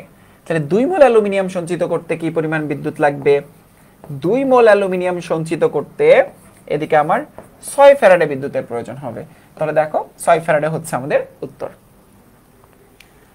1 মোল সিলভার ক্যাথোডে সঞ্চিত করতে সিলভার নাইট্রেট দ্রবণে কত ফ্যারাডে বিদ্যুতের প্রয়োজন হবে? সিলভার নাইট্রেট মানে হচ্ছে সিলভার প্লাস একটা ইলেকট্রন গ্রহণ করে সিলভার ধাতুতে পরিণত হবে। 1 ফ্যারাডে বিদ্যুৎ আদান প্রদানের ফলে আমার 1 মোল সিলভার ক্যাথোডে জমা হয়ে যাবে। 1 মোল সিলভার ক্যাথোডে জমা হবে। তাহলে 1 ফ্যারাডে বিদ্যুৎ আদান প্রদানের ফলে 1 মোল, 1 ফ্যারাডে বিদ্যুৎ আদান প্রদানের ফলে 1 মোল। ঠিক আছে, 1 ফ্যারাডে বিদ্যুৎ আদান প্রদানের ফলে 1 মোল সিলভার জমা হবে। ঠিক আছে, ওকে ফাইন। তাহলে আমরা পরবর্তী এমসিকিউতে চলে যাব। 0.1 ফ্যারাডে তড়িৎ চালনা করলে ক্যাথোডে কত গ্রাম সিলভার জমা হবে? তাহলে দেখো AgNO3, আবারও সেই একই প্রশ্ন, Ag প্লাস ইলেকট্রন সিলভার ধাতুতে পরিণত হচ্ছে। সিলভার ধাতু মানে হচ্ছে 108 গ্রাম। ঠিক আছে, 108 গ্রাম, এবং এটা হচ্ছে 1 ফ্যারাডে, রাইট? 1 ফ্যারাডে 108 গ্রাম। বলেছে 1 ফ্যারাডে হচ্ছে 108 গ্রাম। এবার বলেছে 0.1 ফ্যারাডে। হ্যাঁ, 0.1 ফ্যারাডে, 0.1 ফ্যারাডে মানে কি? 10 দ্বারা ভাগ হয়ে যাবে। 0.1 মানে কি? 1/10। তাহলে 108 কি হয়ে যাবে? 10.8 গ্রাম হয়ে যাবে। কারণ দেখো, তুমি 108 কে 0.1 দ্বারা যদি গুণ করো তাহলে 10.8 পেয়ে যাবা, 10.8 গ্রাম। ঠিক আছে, এটা হচ্ছে আমাদের সিলভার জমা করতে আসলে 0.1 ফ্যারাডে তড়িৎ চালনা করলে ক্যাথোডে 10.8 গ্রাম সিলভার জমা হবে। 1 মোল অ্যালুমিনিয়াম অক্সাইড হতে 1 মোল অ্যালুমিনিয়াম পেতে কি পরিমাণ তড়িৎ প্রয়োজন? হ্যাঁ, 1 মোল অ্যালুমিনিয়াম পেতে, 1 মোল অ্যালুমিনিয়াম অক্সাইড হতে 1 মোল অ্যালুমিনিয়াম পেতে কত পরিমাণ তড়িৎ প্রয়োজন হবে? 1 মোল অ্যালুমিনিয়াম পেতে। দেখো তাহলে এখানে অ্যালুমিনিয়াম কি অনুপাতে আছে? অ্যালুমিনিয়াম 3+ অনুপাতে আছে। তিনটা ইলেকট্রন গ্রহণ করলে অ্যালুমিনিয়াম ধাতুতে পরিণত হবে। কত মোল? 1 মোল অ্যালুমিনিয়াম ধাতুতে পরিণত হবে। আদান প্রদান হচ্ছে 3 ফ্যারাডে বিদ্যুৎ। ঠিক আছে, ওকে। 1 মোল অ্যালুমিনিয়াম পেতে কত পরিমাণ তড়িতের প্রয়োজন হবে? ঠিক আছে, এখানে অ্যালুমিনিয়ামটা কি অনুপাতে আছে? এখানে অ্যালুমিনিয়ামটা 3+ আকারে আছে। হ্যাঁ, সেখান থেকে 1 মোলে যেতে আমাদের 3 ফ্যারাডে বিদ্যুতের প্রয়োজন হবে। গলিত অ্যালুমিনিয়াম ক্লোরাইডের মধ্যে কত ফ্যারাডে তড়িৎ চালনা করলে ক্যাথোডে 54 গ্রাম অ্যালুমিনিয়াম জমা হবে? তাহলে দেখো, অ্যালুমিনিয়াম আছে এখানে, অ্যালুমিনিয়াম 3+ প্লাস তিনটা ইলেকট্রন, এখানে অ্যালুমিনিয়াম ধাতুতে পরিণত হবে। তাহলে দেখো 3 ফ্যারাডে বিদ্যুৎ, তাই না? 3 ফ্যারাডে বিদ্যুৎ, আর এখানে 3 ফ্যারাডে বিদ্যুৎ 27 গ্রাম অ্যালুমিনিয়াম জমা হবে। বলেছে কত ফ্যারাডে বিদ্যুৎ প্রবাহিত করলে 54 গ্রাম, তার মানে এটা ডাবল হয়ে যাবে 54 গ্রাম। তাহলে এখানে হয়ে যাবে 6 ফ্যারাডে বিদ্যুৎ, তাই না? 6 ফ্যারাডে বিদ্যুৎ হইলে 54 গ্রাম অ্যালুমিনিয়াম ক্যাথোডে সঞ্চিত হবে। ফাইন। 1 ফ্যারাডে বিদ্যুৎ চালনা করলে নিচের কোন ধাতুর আয়নটি ক্যাথোডে অধিক পরিমাণে সঞ্চিত হবে? 1 ফ্যারাডে বিদ্যুৎ চালনা করলে। তাহলে দেখো এটার কম্প্যারিজনটা কিরকম? K+ একটা ইলেকট্রন গ্রহণ করলে পটাশিয়াম ধাতুতে পরিণত হবে। জিঙ্ক 2+ দুইটা ইলেকট্রন গ্রহণ করলে জিঙ্ক ধাতুতে পরিণত হবে। ক্যালসিয়াম 2+ দুইটা ইলেকট্রন গ্রহণ করলে ক্যালসিয়াম ধাতুতে পরিণত হবে। অ্যালুমিনিয়াম 3+ 3টা ইলেকট্রন গ্রহণ করলে অ্যালুমিনিয়াম ধাতুতে পরিণত হবে। পরের লাইনটা হচ্ছে এরকম যে এখানে যদি একটা ইলেকট্রন হয় তাহলে হাফ মোল জিঙ্কে পরিণত হবে। এখানে 1 ফ্যারাডে বা একটা ইলেকট্রন হলে হাফ মোল ক্যালসিয়ামে পরিণত হবে। 1 ফ্যারাডে বা একটা ইলেকট্রন হলে এখানে 1/3 মোল অ্যালুমিনিয়াম ধাতুতে পরিণত হবে। তাহলে দেখো সবথেকে বেশি কে সঞ্চিত হবে? 1/3 অ্যালুমিনিয়াম মানে হচ্ছে 9 গ্রাম, হাফ ক্যালসিয়াম মানে হচ্ছে 20 গ্রাম, হাফ জিঙ্ক মানে হচ্ছে 65 অর্ধেক মানে হচ্ছে 32.75 গ্রাম, আর 1 মোল পটাশিয়াম মানে হচ্ছে যেহেতু 1 মোলের জন্য 1 মোল 1 ফ্যারাডে, তাহলে এইটা হবে 39 গ্রাম। তার মানে সবথেকে বেশি সঞ্চিত হবে পটাশিয়াম। ফ্যারাডের 2 নম্বর সূত্রের বেসিক আইডিয়া থেকে এই প্রশ্নটা তৈরি করা হয়েছে। ঠিক আছে, ফাইন। অনেকগুলো বোর্ডে আসছে। তড়িৎ রাসায়নিক তুল্যাঙ্ক নিচের কোনটির বেশি? তড়িৎ রাসায়নিক তুল্যাঙ্ক নিচের কোনটির বেশি? দেখো তড়িৎ রাসায়নিক তুল্যাঙ্কের কনসেপ্টটা হচ্ছে m ডিভাইডেড বাই EF, তাই না? m divide by EF। তাহলে দেখো 108 ডিভাইড বাই 1 ইন্টু 96,500। কপারের ক্ষেত্রে 63.5 ডিভাইড বাই 2 ইন্টু 96,500। আয়রনের ক্ষেত্রে 55.85 ডিভাইড বাই 2 ইন্টু 96,500। ঠিক আছে, ওকে। ক্রোমিয়ামের ক্ষেত্রে দেখো 54 ডিভাইড বাই 3 ইন্টু 96,500। তাহলে দেখো কার ক্ষেত্রে তড়িৎ রাসায়নিক তুল্যাঙ্ক সব থেকে বেশি হবে? যার উপরে গ্রাম পারমাণবিক ভর সব থেকে বেশি, তাই না? যার গ্রাম পারমাণবিক ভর সব থেকে বেশি। ক্রোমিয়ামের কথা যদি বলি তাহলে ক্রোমিয়ামের হচ্ছে তোমার 24 দুগুণে 48 আর 3 51 হবে। ক্রোমিয়ামের হচ্ছে 51। ঠিক আছে, ক্রোমিয়ামের হচ্ছে 51। ফাইন। তো হোয়াট এভার ইট ইজ, আমাদের কার মান সব থেকে বেশি হবে? যার গ্রাম পারমাণবিক ভর সব থেকে বেশি, তাই না? এবং নিচের দিকে দেখো সংখ্যাটা কিন্তু বড় হলে, নিচের সংখ্যাটা বড় হলে ভাগফলের মান কি হবে? হর যদি আরো বড় হইতে থাকে তাহলে ভাগফলের মান কি হবে? আরো ছোট হতে থাকবে। তার মানে এটাই হচ্ছে আমাদের কারেক্ট অ্যান্সার। সিলভারের ক্ষেত্রে তড়িৎ রাসায়নিক তুল্যাঙ্ক সব থেকে বেশি। তড়িৎ রাসায়নিক তুল্যাঙ্ক সব থেকে বেশি, আবার সেই একই প্রশ্ন। তাহলে দেখো কপারের ক্ষেত্রে আবার সেই সিলভার, তাই না? 63.5 ডিভাইড বাই 2 ইন্টু 96,500। 108 1 ইন্টু 96,500। নিকেলের ক্ষেত্রে, অ্যালুমিনিয়ামের ক্ষেত্রে আরো কম হবে। ঠিক আছে, তাহলে দেখো আমাদের সিলভারটাই হচ্ছে আমাদের মোর কারেক্ট। তড়িৎ রাসায়নিক তুল্যাঙ্ক সব থেকে বেশি, আবারও সিলভার আসলে সব থেকে বেশি হবে কারণ 108। জিঙ্কের তড়িৎ রাসায়নিক তুল্যাঙ্ক হচ্ছে, জিঙ্কের তড়িৎ রাসায়নিক তুল্যাঙ্কের ক্ষেত্রে আমাদের হবে 65.5 ডিভাইড বাই 2 ইন্টু 96,500। তাহলে আমরা কি পাবো? উপরে 65.5 ডিভাইড বাই 2 ইন্টু 96,500। তাহলে আমরা পাচ্ছি 3.39 10 to the power -4 gram per coulomb. ঠিক আছে, 3.39 into 10 to the power -4 gram per coulomb. কনসেপ্টটা ঠিকঠাক থাকলে অ্যান্সার বের করাটা সহজ। 3.39 তার মানে 0.0000339। পর প্রশ্ন, অ্যালুমিনিয়ামের তড়িৎ রাসায়নিক তুল্যাঙ্ক গ্রাম পারমাণবিক ভর হচ্ছে 27, নিচে 3 ইন্টু 96,500। তাহলে আমরা দেখতে পাই 27 ডিভাইডেড বাই 3 ইন্টু 96,500। তাহলে আমরা পাচ্ছি হচ্ছে 9.37 into 10 to the power -4 gram per coulomb. ঠিক আছে, অ্যালুমিনিয়ামের ক্ষেত্রে 27 divide by 3 into 96,500। 27 divide by 3 into 96500। আমরা পাচ্ছি হচ্ছে 9.32 actually 10 to the power -5। 9.32 into 10 to the power -5 gram per coulomb. তার মানে আমাদের অপশন হচ্ছে বি কারেক্ট। হ্যাঁ, ওকে। তো পরবর্তী প্রশ্ন, সিলভারের তড়িৎ রাসায়নিক তুল্যাঙ্ক কত? তাহলে 108 ডিভাইড বাই 1 ইন্টু 96,500। ঠিক আছে, তাহলে আমরা দেখি 108 ডিভাইড বাই 1 ইন্টু 96,500। তাহলে আমরা পাচ্ছি হচ্ছে 1.11 into 10 to the power -3। 1.11 10 to the power -3 gram per coulomb. ঠিক আছে, গ্রাম পার কুলম। পরবর্তী এমসিকিউ, সিলভারের তড়িৎ রাসায়নিক তুল্যাঙ্ক 0.0011118। কপারের তড়িৎ রাসায়নিক তুল্যাঙ্ক কপারের ক্ষেত্রে হচ্ছে 63.5 ডিভাইডেড বাই 2 ইন্টু 96,500। তাহলে দেখো কপারের ক্ষেত্রে আমরা কি পাচ্ছি, 63.5 ডিভাইড বাই 2 ইন্টু 96,500। তাহলে দেখো 3.29 into 10 to the power minus 4 gram per coulomb, 3.29 10 to the power minus 4 gram per coulomb. পরবর্তী এমসিকিউ, গলিত অ্যালুমিনার মধ্য দিয়ে 30 অ্যাম্পিয়ার বিদ্যুৎ 90 মিনিট যাবত চালনা করলে ক্যাথোডে কত গ্রাম ধাতু জমা হবে? কত গ্রাম ধাতু জমা হবে?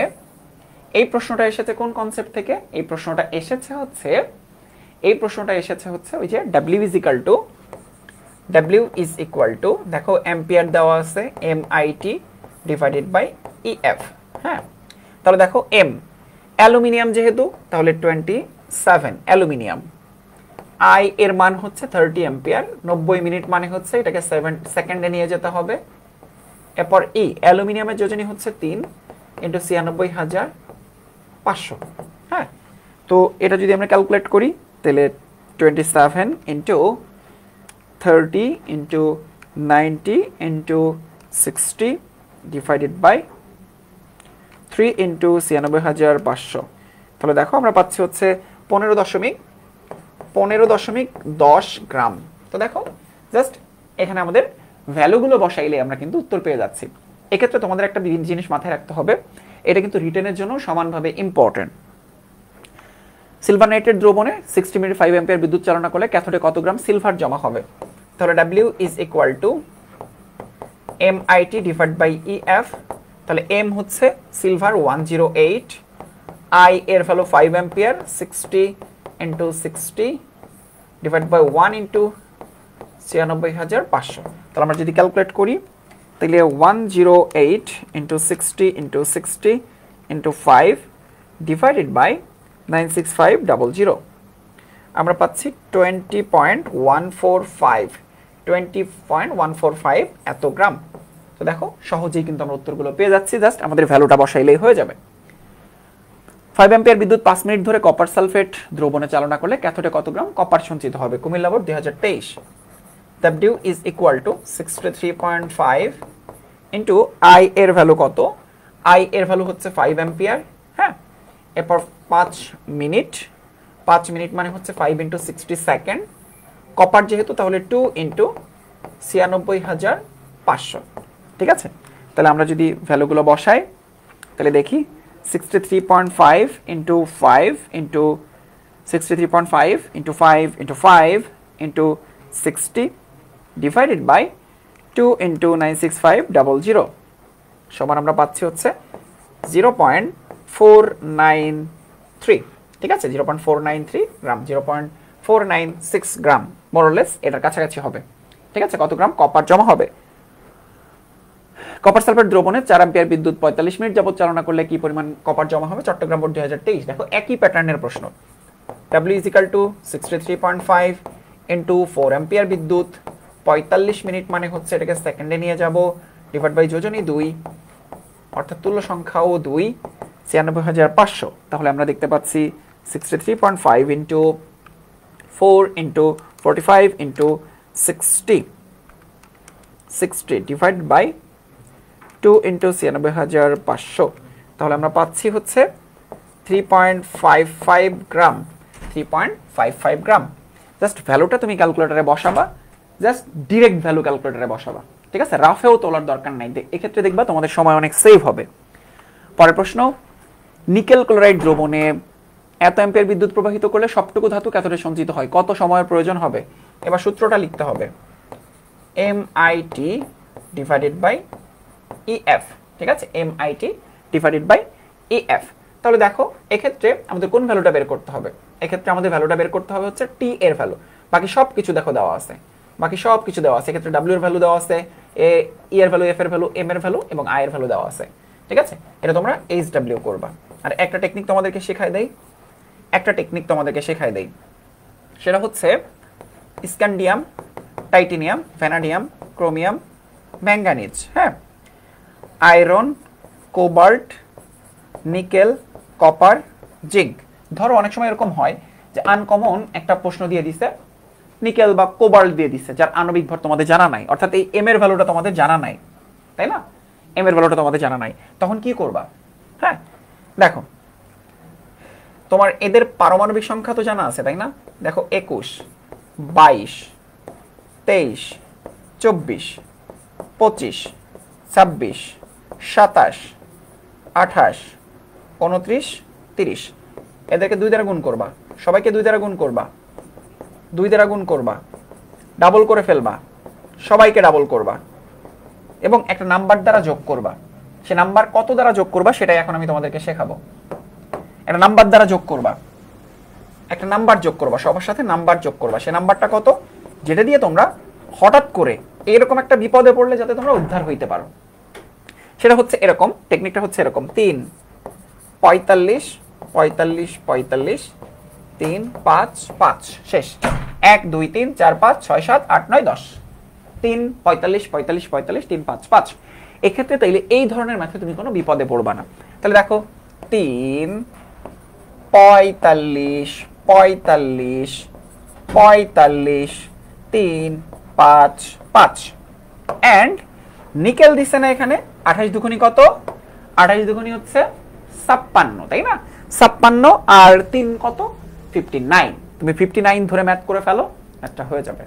ঠিক আছে, এই টেকনিকটা আমার মনে হয় তোমাদের অনেক বেশি হেল্প করবে, কারণ এই ম্যাথের সবকিছুই তুমি জানো, কিন্তু প্যারা খাবা হচ্ছে এম এর ভ্যালুটা নিয়ে, গ্রাম পারমাণবিক ভর নিয়ে। অনেক সময় ব্র্যাকেটে এইভাবে করে তোমাদের গ্রাম পারমাণবিক ভর দেওয়া থাকবে, ব্র্যাকেটে গ্রাম পারমাণবিক ভর দেওয়া থাকবে। যদি না দেওয়া থাকে তুমি নিশ্চিত থাকো যে তুমি বিপদে পড়বা। তোমাদের ভালো একটা সলিউশন বলে দিলাম, আশা করছি এটা তোমাকে অনেক বেশি হেল্প করবে। 3, 45, 45, 45, 3, 5, 5। সিলভার নাইট্রেট দ্রবণের মধ্য দিয়ে এত অ্যাম্পিয়ার বিদ্যুৎ কতক্ষণ চালনা করলে ক্যাথোডে এত গ্রাম সিলভার জমা হবে? তাহলে W is equal to MIT divided by EF। ঠিক আছে, MIT ডিভাইড বাই EF। এক্ষেত্রে সব ভ্যালু দেওয়া আছে, T এর ভ্যালু বের করতে হবে, WEF ডিভাইডেড বাই MI। তো ভ্যালুটা বসাও, অ্যান্সারটা পেয়ে যাবা। হ্যাঁ, পরবর্তী প্রশ্ন, M2 সালফেট, তার মানে কি এর E এর মান হচ্ছে 2। এত অ্যাম্পিয়ার বিদ্যুৎ প্রবাহিত করলে ক্যাথোডে এত গ্রাম M জমা হবে। M ধাতু গ্রাম পারমাণবিক ভর 40 দেওয়া আছে। 1 গ্রাম M ধাতু জমা হতে কি পরিমাণ সময় লাগবে? T এর ভ্যালু বের করতে হবে। তাহলে W is equal to MIT divided by EF। তাহলে আমাদের T বের করতে হলে WEF ডিভাইডেড বাই MI। ঠিক আছে, ভ্যালুগুলো বসাবা, তুমি অ্যান্সারটা পেয়ে যাবা। ভ্যালুগুলো বসাইলেই অ্যান্সারটা পেয়ে যাচ্ছ, এবং ভ্যালুগুলো বসালে সেকেন্ডে অ্যান্সারটা পাবা। তুমি মিনিটে নিতে চাইলে আবার 60 দ্বারা ভাগ করে মিনিটে নিতে হবে। হ্যাঁ, সিলভার নাইট্রেট দ্রবণে 1.2 অ্যাম্পিয়ার বিদ্যুৎ কতক্ষণ চালনা করলে এত গ্রাম সিলভার জমা হবে? একদম সেম টাইপ। হ্যাঁ, W is equal to MIT divided by EF, T is equal to WEF divided by MI। আমাদের W এর ভ্যালু দেওয়া আছে 1.61, E এর ভ্যালু দেওয়া আছে সিলভার নাইট্রেট, তার মানে হচ্ছে 1, F 93500, M হচ্ছে সিলভার যেহেতু 106, আর I হচ্ছে 1.2। FeSO4 এর মধ্য দিয়ে 5 অ্যাম্পিয়ার বিদ্যুৎ এত মিনিট চালনা করলে কি পরিমাণ আয়রন জমা হবে? অলরেডি সেম টাইপ করেছে, W is equal to MIT divide by EF। ক্যাথোডে কি পরিমাণ কপার জমা হবে? W is equal to MIT divide by EF। 60 minute যাবত 5 অ্যাম্পিয়ার বিদ্যুৎ চালনা করলে কত গ্রাম সিলভার জমা হবে? হ্যাঁ, W is equal to MIT divide by EF। চালনা করলে ক্যাথোডে কি পরিমাণ সিলভার জমা হবে? W is equal to MIT divide by EF। কি পরিমাণ ধাতু জমা হবে? W is equal to MIT divide by EF। কি পরিমাণ কপার জমা হবে? W is equal to MIT divide by EF। এটাকে আমরা অ্যাম্পিয়ারে নিয়ে যাব, 5000 10 to the power -3 ampere. W is equal to MIT divide by EF। ক্যাথোডে উৎপন্ন কপারের পরিমাণ গ্রাম এককে প্রকাশ করো, W is equal to MIT divide by EF। বিদ্যুৎ প্রবাহিত করলে কি পরিমাণ কপার ধাতু জমা হবে? W is equal to MIT divide by EF। কত গ্রাম ক্রোমিয়াম সঞ্চিত হবে? Chromium sulphate. এই যে এখানে কিন্তু তোমাকে ক্রোমিয়ামের গ্রাম পারমাণবিক ভর বের করতে হবে, 3, 45, 45, 45, 3, 5, 5। এবার দেখো ক্রোমিয়ামের সাথে কত যোগ করতে হবে। ঠিক আছে, 1 মিনিট সময় হলে তুমি যাতে কারেক্ট অ্যান্সার করতে পারো। কত সময় প্রয়োজন? হ্যাঁ, T is equal to W is equal to MIT divide by EF। হ্যাঁ, T is equal to WEF divide by MI। হ্যাঁ, T is equal to WEF divided by MI। নিজেরাই সলভ করতে পারবা। জিঙ্কের পরিমাণ কত হবে? 1 কুলম্ব চার্জ প্রবাহিত করলে অ্যানোডে দ্রবীভূত জিঙ্কের পরিমাণ কত হবে? ঠিক আছে, 1 কুলম্ব চার্জ প্রবাহিত করলে অ্যানোডে দ্রবীভূত জিঙ্কের পরিমাণ কত হবে? দেখো আমরা চার্জ মানে কি, নিশ্চয়ই কিউ। হ্যাঁ, কিউ। জিঙ্কের পরিমাণ কত হবে? হ্যাঁ, জিঙ্কের পরিমাণ কত হবে একটু খেয়াল করে দেখো। জিঙ্ক সালফেট দ্রবণে 1 কুলম্ব চার্জ, আমাদের এখানে কিসের ভ্যালু দেওয়া আছে? দেখো চার্জের ভ্যালু দেওয়া আছে। হ্যাঁ, চার্জ কিউ। কিউ মানে কি? আইটি এর ভ্যালু দেওয়া আছে, তাই না? আইটি এর ভ্যালু দেওয়া আছে না? দেখো চার্জ তার মানে হচ্ছে আইটি, তার মানে কি কিউ এর ভ্যালু দেওয়া আছে। তাহলে W is equal to ZQ, W is equal to ZQ, Z এর ভ্যালু বের করে কিউ এর ভ্যালু বের করে আমরা সলভ করে ফেলতে পারবো। দেখো W is equal to ZQ, তাই না? দেখো চার্জ দেওয়া আছে, তাহলে Z এর মান M divide by EF into Q। তাহলে দেখো কিউ এর ভ্যালু বসাবো, M আর EF এর ভ্যালু বসাইলে W পেয়ে যাব। সূত্র মডিফাই করে অনেক সময় ইউজ করতে হয়। M এর ভ্যালু কে জিঙ্কের জন্য 65.5, ই হচ্ছে 296,500 আর কিউ এর ভ্যালু দেওয়া আছে 1 কুলম্ব। কতটি সিলভার পরমাণু জমা হবে ক্যাথোডে? কতটি সিলভার পরমাণু জমা হবে? হ্যাঁ, কতটি বলেছে। তাহলে দেখো প্রথমে আমরা যে ডাব্লিউটা পাবো, হ্যাঁ ডাব্লিউটা পাবো, গ্রামে প্রকাশিত ভর ডাব্লিউ যেটা পাচ্ছি, আমরা কি করব? n is equal to X divide by N A, এটা তো জানি। আর আমরা কি পাইছি? আমাদের হাতে হচ্ছে W is equal to MIT divide by EF, MIT divide by EF. এখান থেকে আমাদের হাতে আছে ডাব্লিউ, তাহলে পরের লাইনে লিখবো W divide by M is equal to X divide by N A. তাহলে যার ডাব্লিউ বের করছি তার এম জানা আছে, এন এর ভ্যালু জানা আছে, এক্স এর ভ্যালুটা বের করব, এটাই হচ্ছে আমাদের উত্তর। আবার বলি ডাব্লিউ বের করতে পারি, এতক্ষণ ধরে সেই ম্যাথটাই করে এসেছি। এবার তুমি চিন্তা করো যার ডাব্লিউ বের করেছি কার? সিলভার। তাইলে ডাব্লিউ বের করেছি, সিলভার হচ্ছে 108, এন এর ভ্যালু জানা আছে, এক্স এর ভ্যালুটাই হচ্ছে আমাদের বের করতে হবে। দ্যাটস ইট, খুবই সহজ ম্যাথ। আশা করছি এই টাইপের ম্যাথ তোমরা খুব ইজিলি সলভ করে ফেলতে পারবে। ঠিক আছে, ইজিলি সলভ করে ফেলতে পারবে। পরের প্রশ্ন, কপার সালফেট দ্রবণের মধ্য দিয়ে 0.16 অ্যাম্পিয়ার বিদ্যুৎ চালনা করলে ক্যাথোডে সঞ্চিত কপার পরমাণুর সংখ্যা কত? একদম সেম টাইপের প্রশ্ন। আমরা কি করব? W is equal to MIT divided by EF, W বের করব এখান থেকে একটা, হ্যাঁ, তারপর W divided by M is equal to X divided by NA, মোলের কনসেপ্টটা দিয়ে।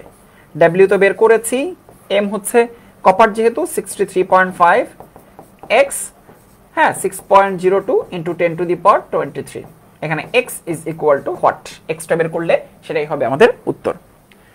So that's it. অনেকগুলো এমসিকিউ আমরা দেখলাম যে আমাদের এই ফ্যারাডের সূত্র থেকে অসংখ্য এমসিকিউ এসেছে এবং প্রত্যেকটা এমসিকিউ আমি ধরে ধরে তোমাদেরকে বুঝাইলাম। এগুলো রিটেন এবং এমসিকিউ দুইটা পার্টের জন্য অনেক অনেক বেশি গুরুত্বপূর্ণ।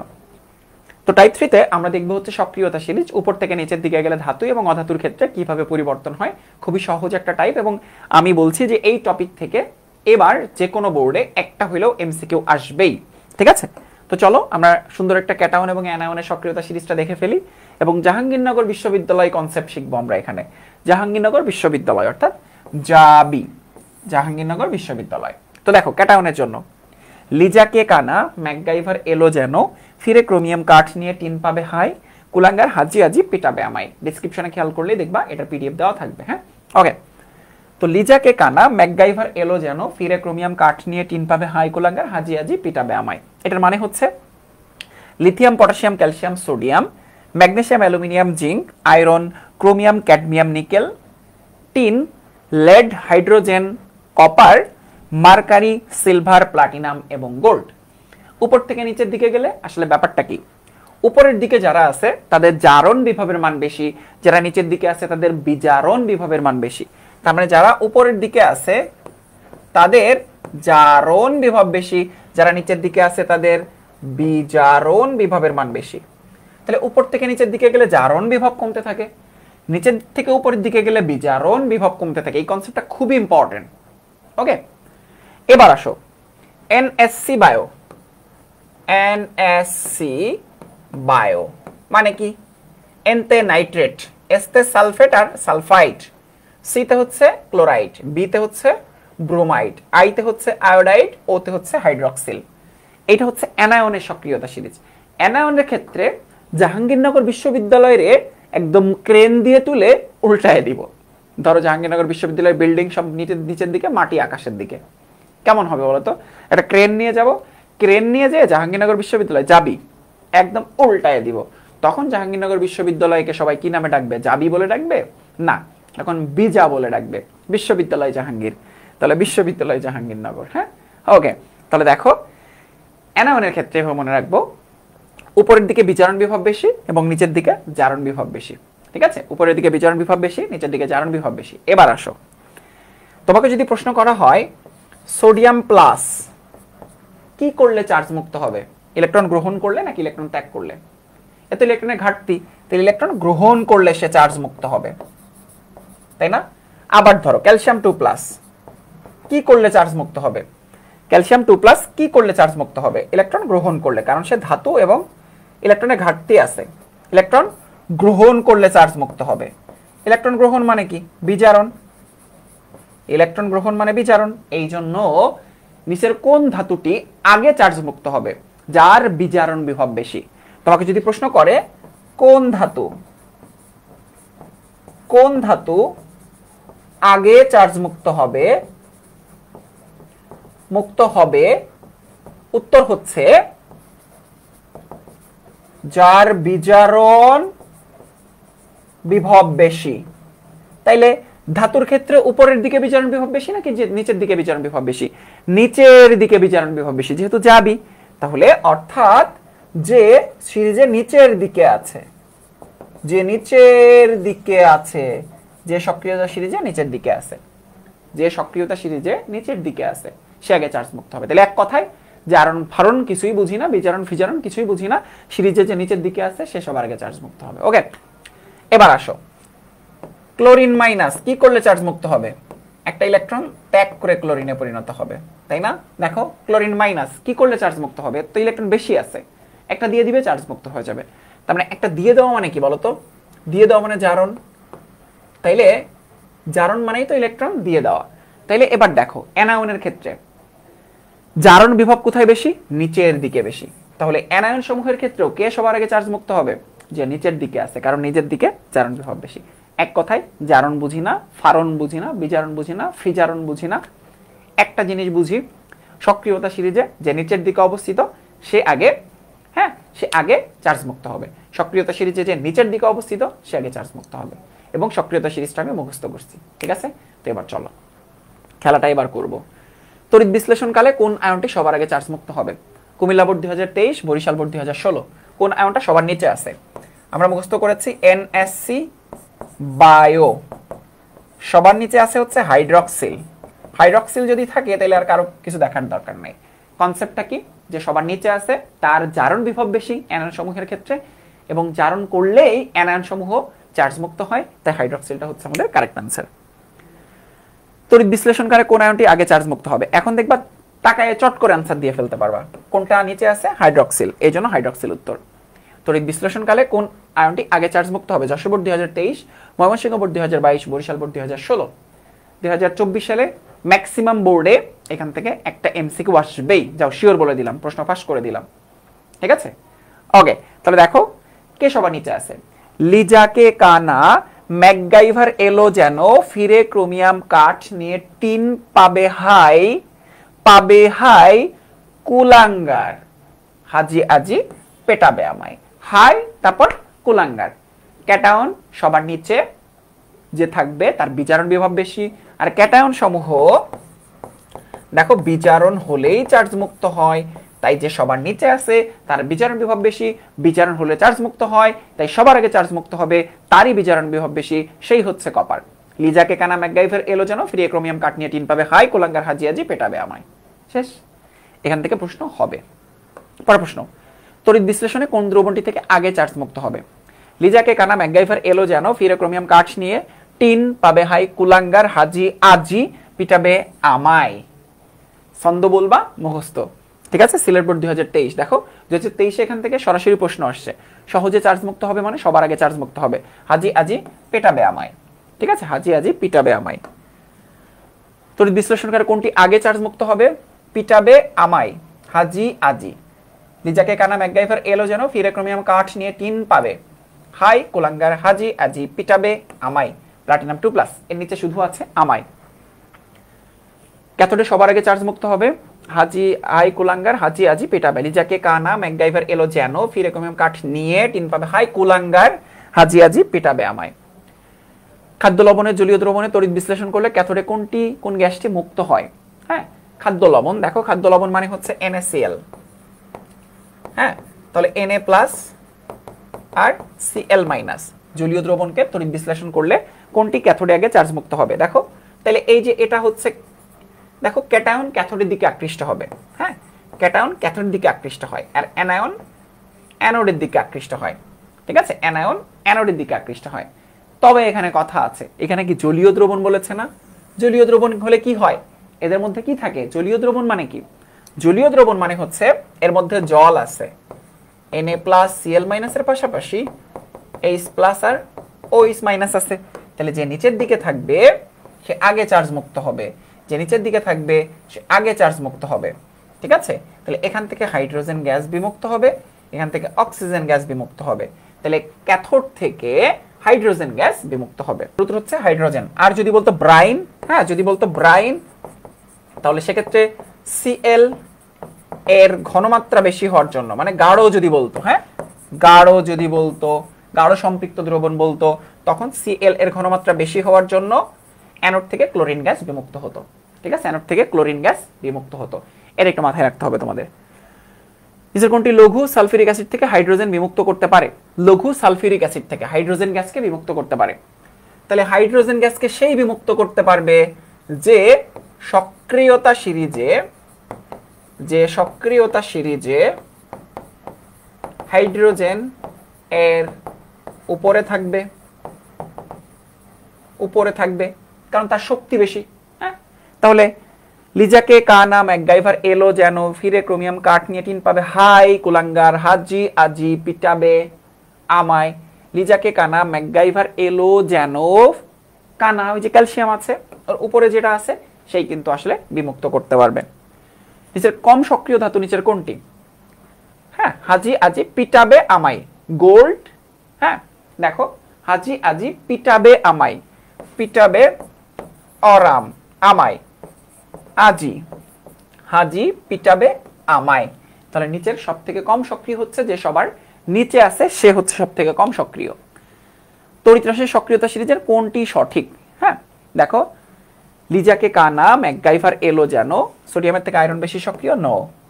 হ্যাঁ, ম্যাগনেসিয়ামের থেকে জিন, ম্যাকগাইভার এলো লিজাকে কানা ম্যাকগাইভার এলো যেন, তাহলে এটাও ভুল। ম্যাকগাইভার উপরে, যেন হচ্ছে নিচে। হ্যাঁ, তারপর লিজাকে কানা ম্যাকগাইভার এলো যেন ফিরে ক্রোমিয়াম কাঠ নিয়ে টিন পাবে হাই কুলাঙ্গার, এটাও ভুল। লিজাকে কানা ম্যাকগাইভার এলো যেন ফিরে ক্রোমিয়াম কাঠ নিয়ে, এলো উপরে, নিয়ে হচ্ছে নিচে। হ্যাঁ, সক্রিয়তা সিরিজে কোন অবস্থান সবার উপরে? ক্যালসিয়ামের অবস্থান হচ্ছে সবার উপরে। কানা কোন মৌলটি অ্যাসিড থেকে হাইড্রোজেন প্রতিস্থাপন করতে পারবে? যার অবস্থান হাইড্রোজেনের উপরে। হ্যাঁ, লিজাকে কানা ম্যাকগাইভার এলো যেন ফিরে ক্রোমিয়াম কাঠ নিয়ে টিন পাবে হাই কুলাঙ্গার, তার মানে নিয়েটা হচ্ছে হাইড্রোজেনের উপরে। সবচেয়ে শক্তিশালী বিচারক নিচের কোনটি? হ্যাঁ, নিচের কোনটি সব থেকে বেশি শক্তিশালী বিচারক? তার মানে দেখো, বিচারক মানে কি? বিচারক মানে যার জারণ ঘটে, এবার ধাতুর ক্ষেত্রে দেখো, ধাতুর ক্ষেত্রে কি পড়লাম?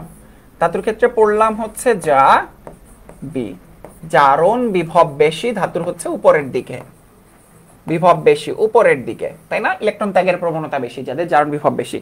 তাহলে দেখো, বিচারক মানে যার জারণ বিভব বেশি, জারক মানে যার বিজারণ বিভব বেশি। ঠিক আছে, তাহলে লিজাকে কানা ম্যাকগাইভার এলো, এই যে লিথিয়াম, দ্যাটস ইট। সো এরই মাধ্যমে আমাদের টাইপ 3টা শেষ হয়ে গেল, এবং টাইপ 3 ছিল হচ্ছে সক্রিয়তা সিরিজ রিলেটেড, এবং সক্রিয়তা সিরিজটা বেশ কনসেপচুয়াল, তাই না? অনেক কনসেপচুয়াল, জাস্ট উপর নিচে গেলে কারটা বেশি হয় কারটা কম হয়, এটা শুধুমাত্র জাহাঙ্গীরনগর বিশ্ববিদ্যালয়ের কনসেপ্ট দিয়ে সহজে মনে রাখতে পারি। ঠিক আছে, শুধুমাত্র সক্রিয়তা সিরিজটা একদম ঠোঁটস্থ রাখতে হবে, যা বি বিজা মনে রাখতে হবে, তাহলে দেখবা যে কোনো কিছু তোমার জন্য অনেক ইজি হয়ে যাচ্ছে। টাইপ 4 এ আমরা অর্ধকোষ সম্পর্কে আলোচনা করব। অর্ধকোষ বলতে অ্যাকচুয়ালি বোঝানো হয় জারণ অর্ধকোষ, বিজারণ অর্ধকোষ বা অর্ধকোষ। হ্যাঁ, মানে জারণ অর্ধকোষ, বিজারণ অর্ধকোষ মিলেই কিন্তু আসলে আমাদের যে টোটাল তড়িৎ কোষ তৈরি হয় সেটা। হ্যাঁ, ইলেকট্রোড বা তড়িৎদ্বার তোমরা নাম শুনেছো। তড়িৎ কোষ অ্যাকচুয়ালি দুই প্রকার, একটা হচ্ছে তড়িৎ রাসায়নিক কোষ আর একটা হচ্ছে তড়িৎ বিশ্লেষ্য কোষ। যে কোষের মাধ্যমে তড়িৎ শক্তি থেকে যান্ত্রিক শক্তি অর্থাৎ তড়িৎ শক্তি থেকে যান্ত্রিক শক্তি পাওয়া যায়, হ্যাঁ, সেটাই হচ্ছে আমাদের তড়িৎ রাসায়নিক কোষ। আর যে কোষের মাধ্যমে যান্ত্রিক শক্তি তড়িৎ শক্তিতে রূপান্তরিত হয় সেটাই হচ্ছে আমাদের তড়িৎ বিশ্লেষ্য কোষ। ঠিক আছে, আমরা একদম লাস্ট পার্টে এটা সম্পর্কে ডিসকাস করার জন্য তড়িৎ কোষ বলে একটা টপিক রেখেছি। তারপরেও এই পার্টের মধ্যে তোমাদেরকে একটু বোঝায় দেই। দেখো একটা বিষয় খেয়াল করো, তড়িৎ কোষ বলতে আমরা আসলে কি বুঝি। হ্যাঁ, তড়িৎ কোষ বলতে আমরা আসলে কি বুঝি সব একটু ভালো মতো খেয়াল করো, দেখবা খুব ইজি একটা টপিক, বেশ ইজি একটা টপিক, অনেক ইজি টপিক। হ্যাঁ, অনেক ইজি টপিক, ফাইন।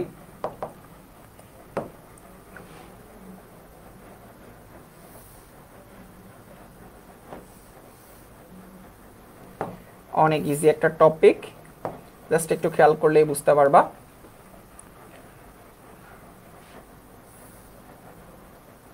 অনেক ইজি একটা টপিক, জাস্ট একটু খেয়াল করলে বুঝতে পারবা। এবং এই টপিকটা আশা করি রিটেনের জন্য তোমরা পড়েছো, রিটেনের জন্য তোমাদের আসলে পড়তে হবে এই টপিকটা। হ্যাঁ, তো এবার দেখো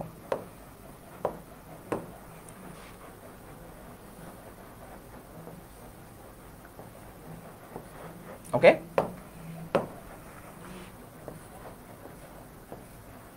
এটা কাঁচ পাত্রের মধ্যে আমরা আসলে দণ্ড নিচ্ছি।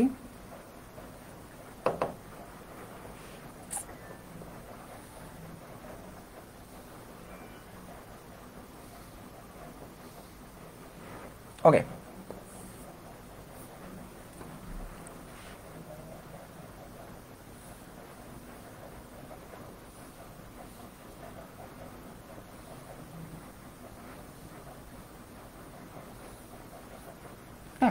ওকে, তো এটা একটু খেয়াল করো সবাই। আমাদের কাঁচ পাত্র, হ্যাঁ, কাঁচ পাত্র যার মধ্যে ধরো তরল দ্রবণ আছে। হ্যাঁ, তরল দ্রবণ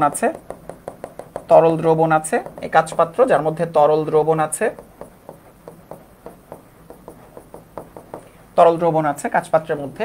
হ্যাঁ, তো এই যে দ্রবণগুলো, ধরো সেই দ্রবণগুলো কিরকম, সেই দ্রবণগুলো হচ্ছে আমাদের, ধরো এইটা হচ্ছে একটা জিঙ্ক ধাতুর তৈরি দণ্ড। হ্যাঁ, আর এইটা ধরো হচ্ছে একটা কপার ধাতুর তৈরি দণ্ড। ঠিক আছে, কপার ধাতুর তৈরি দণ্ড, এটা কপার ধাতুর তৈরি দণ্ড, ফাইন। তো এবার আসো, এই যে দণ্ডগুলো, এর মধ্যে এই যে কাঁচ পাত্র, এই যে দণ্ড, এইটাকে বলা হয় ইলেকট্রোড, বা এটাকে বলা হয় অ্যানোড বা জারণ তড়িৎদ্বার, এটাকে বলা হয় ক্যাথোড বা বিজারণ তড়িৎদ্বার। হ্যাঁ, এদেরকে বলা হয় ইলেকট্রোড বা তড়িৎদ্বার। আর এই যে তরল দ্রবণগুলো, এদেরকে বলা হয় ইলেকট্রোলাইট বা তড়িৎ বিশ্লেষ্য বলা হয় এদেরকে। হ্যাঁ, তড়িৎ বিশ্লেষ্য, ইলেকট্রোলাইট বা তড়িৎ বিশ্লেষ্য বলা হয় এদেরকে। ইংরেজিতে বলা হয় ইলেকট্রোড। হ্যাঁ, ইলেকট্রোড। আর এদেরকে বলা হয় ইলেকট্রোলাইট, এদেরকে বলা হয় ইলেকট্রোলাইট। ঠিক আছে, অ্যানোড এবং ক্যাথোড, ফাইন। এর ভিতরে বিদ্যুৎ প্রবাহিত হয়, এটা মাইনাস তড়িৎদ্বার, এটা হচ্ছে প্লাস তড়িৎদ্বার, এটা হচ্ছে বৈদ্যুতিক বাল্ব। এর ভিতর দিয়ে তড়িৎ প্রবাহিত হলে কি হয়, এর ভিতর দিয়ে তড়িৎ প্রবাহিত হলে ক্যাথোডে ধাতু জমা হয়। এবার ধরো আরো কিছু ব্যাপার আছে এখানে। এইটার মধ্যে এইটা যদি হয় জিঙ্ক ধাতুর তৈরি, এটা যদি হয় কপার ধাতুর তৈরি, এর মধ্যে আছে হচ্ছে জিঙ্ক সালফেট, জিঙ্ক 2+ আর SO4 2-। এর মধ্যে কি আছে, কপার 2+ আর SO4 2-। এবার অ্যানোডে তোমরা নিশ্চয়ই জানো একটা জিনিস তোমাদের একটু জানা থাকতে হবে, আজকবি, মানে হচ্ছে অ্যানোডে অলওয়েজ জারণ বিক্রিয়া সংঘটিত হয়, ক্যাথোডে অলওয়েজ বিজারণ বিক্রিয়া সংঘটিত হয়। এটা মনে রাখতে পারো আজকবি দিয়ে। হ্যাঁ, এটা মনে রাখতে পারো আজকবি, অ্যানোডে জারণ এবং ক্যাথোডে বিজারণ। তো অ্যানোডের এই জিঙ্ক দুইটা ইলেকট্রন যখন ত্যাগ করে, এর ভেতর দিয়ে এখানে চলে আসবে, তখন বিক্রিয়াটা কিরকম হয়, জিঙ্ক দুইটা ইলেকট্রন, অ্যানোডের বিক্রিয়া, জিঙ্ক দুটো ইলেকট্রন ত্যাগ করে জিঙ্ক 2 প্লাসে পরিণত হয়। ওই দুটো ইলেকট্রন এখানে আসার পরে এই দ্রবণের মধ্যে, এই দণ্ডের মধ্যে যে কপার আছে সে কপার সেই দুটো ইলেকট্রন নেয় না, কারণ কপার তো ধাতু। তখন ইলেকট্রন বেয়ে বেয়ে দ্রবণের মধ্যে চলে আসে, দ্রবণের কপার 2 প্লাস, দ্রবণের কপার 2 প্লাস সেই দুটো ইলেকট্রন গ্রহণ করে কপার ধাতুতে পরিণত হয়। তখন আমাদের জারণ বিজারণ বিক্রিয়া সংঘটিত হয় এবং ক্যাথোডে আমরা ধাতু পাই, কপার। ঠিক আছে, ফাইন। এবার দেখো, এবার আরেকটা জিনিস আছে এখানে, সেটা হচ্ছে উল্টো ইউ আকৃতির একটা কাঁচ নল ব্যবহার করা হয় এখানে। উল্টো ইউ আকৃতির একটা কাঁচ নল ব্যবহার করা হয় এখানে। এই কাঁচ নলটাকে বলা হয় লবণ সেতু। কি বলা হয়? লবণ সেতু বলা হয়। এর কাজটা কি? দুইটা কোষের মধ্যে যোগাযোগ স্থাপন করা। এটা আমরা একটু পরে ডিসকাস করব। ঠিক আছে, এই দুটা কোষের তড়িৎ নিরপেক্ষতা বজায় রাখে। এবং এই যে কোষটা নিয়ে আলোচনা করলাম, এটাকে বলা হয় ড্যানিয়েল সেল বা গ্যালভানিক কোষও বলা হয়ে থাকে এটাকে। এটার কাজটা কি? এটার কাজ হচ্ছে তড়িৎ শক্তিকে দেখো, তড়িৎ শক্তিকে যান্ত্রিক শক্তিতে, দেখো তড়িৎ রাসায়নিক কোষ তড়িৎ শক্তিকে যান্ত্রিক শক্তিতে রূপান্তর করা। হ্যাঁ, দেখো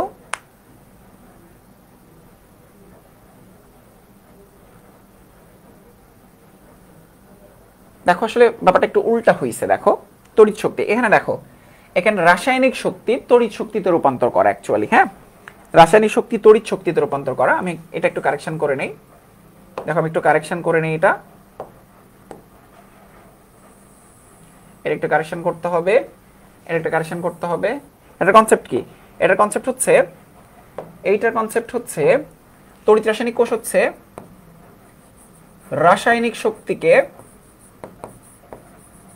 রাসায়নিক শক্তিকে এটা তড়িৎ শক্তিতে রূপান্তর করে।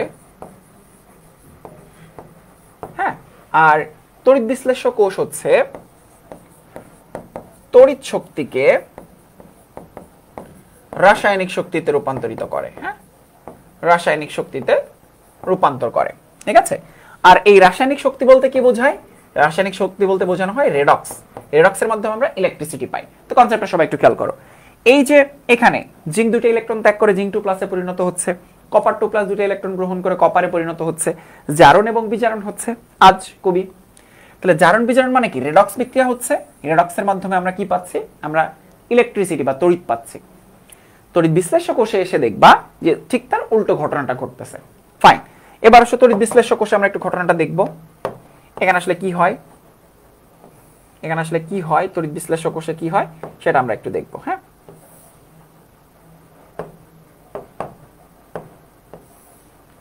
এখানে কি হয় সেটা আমরা একটু দেখব সবাই।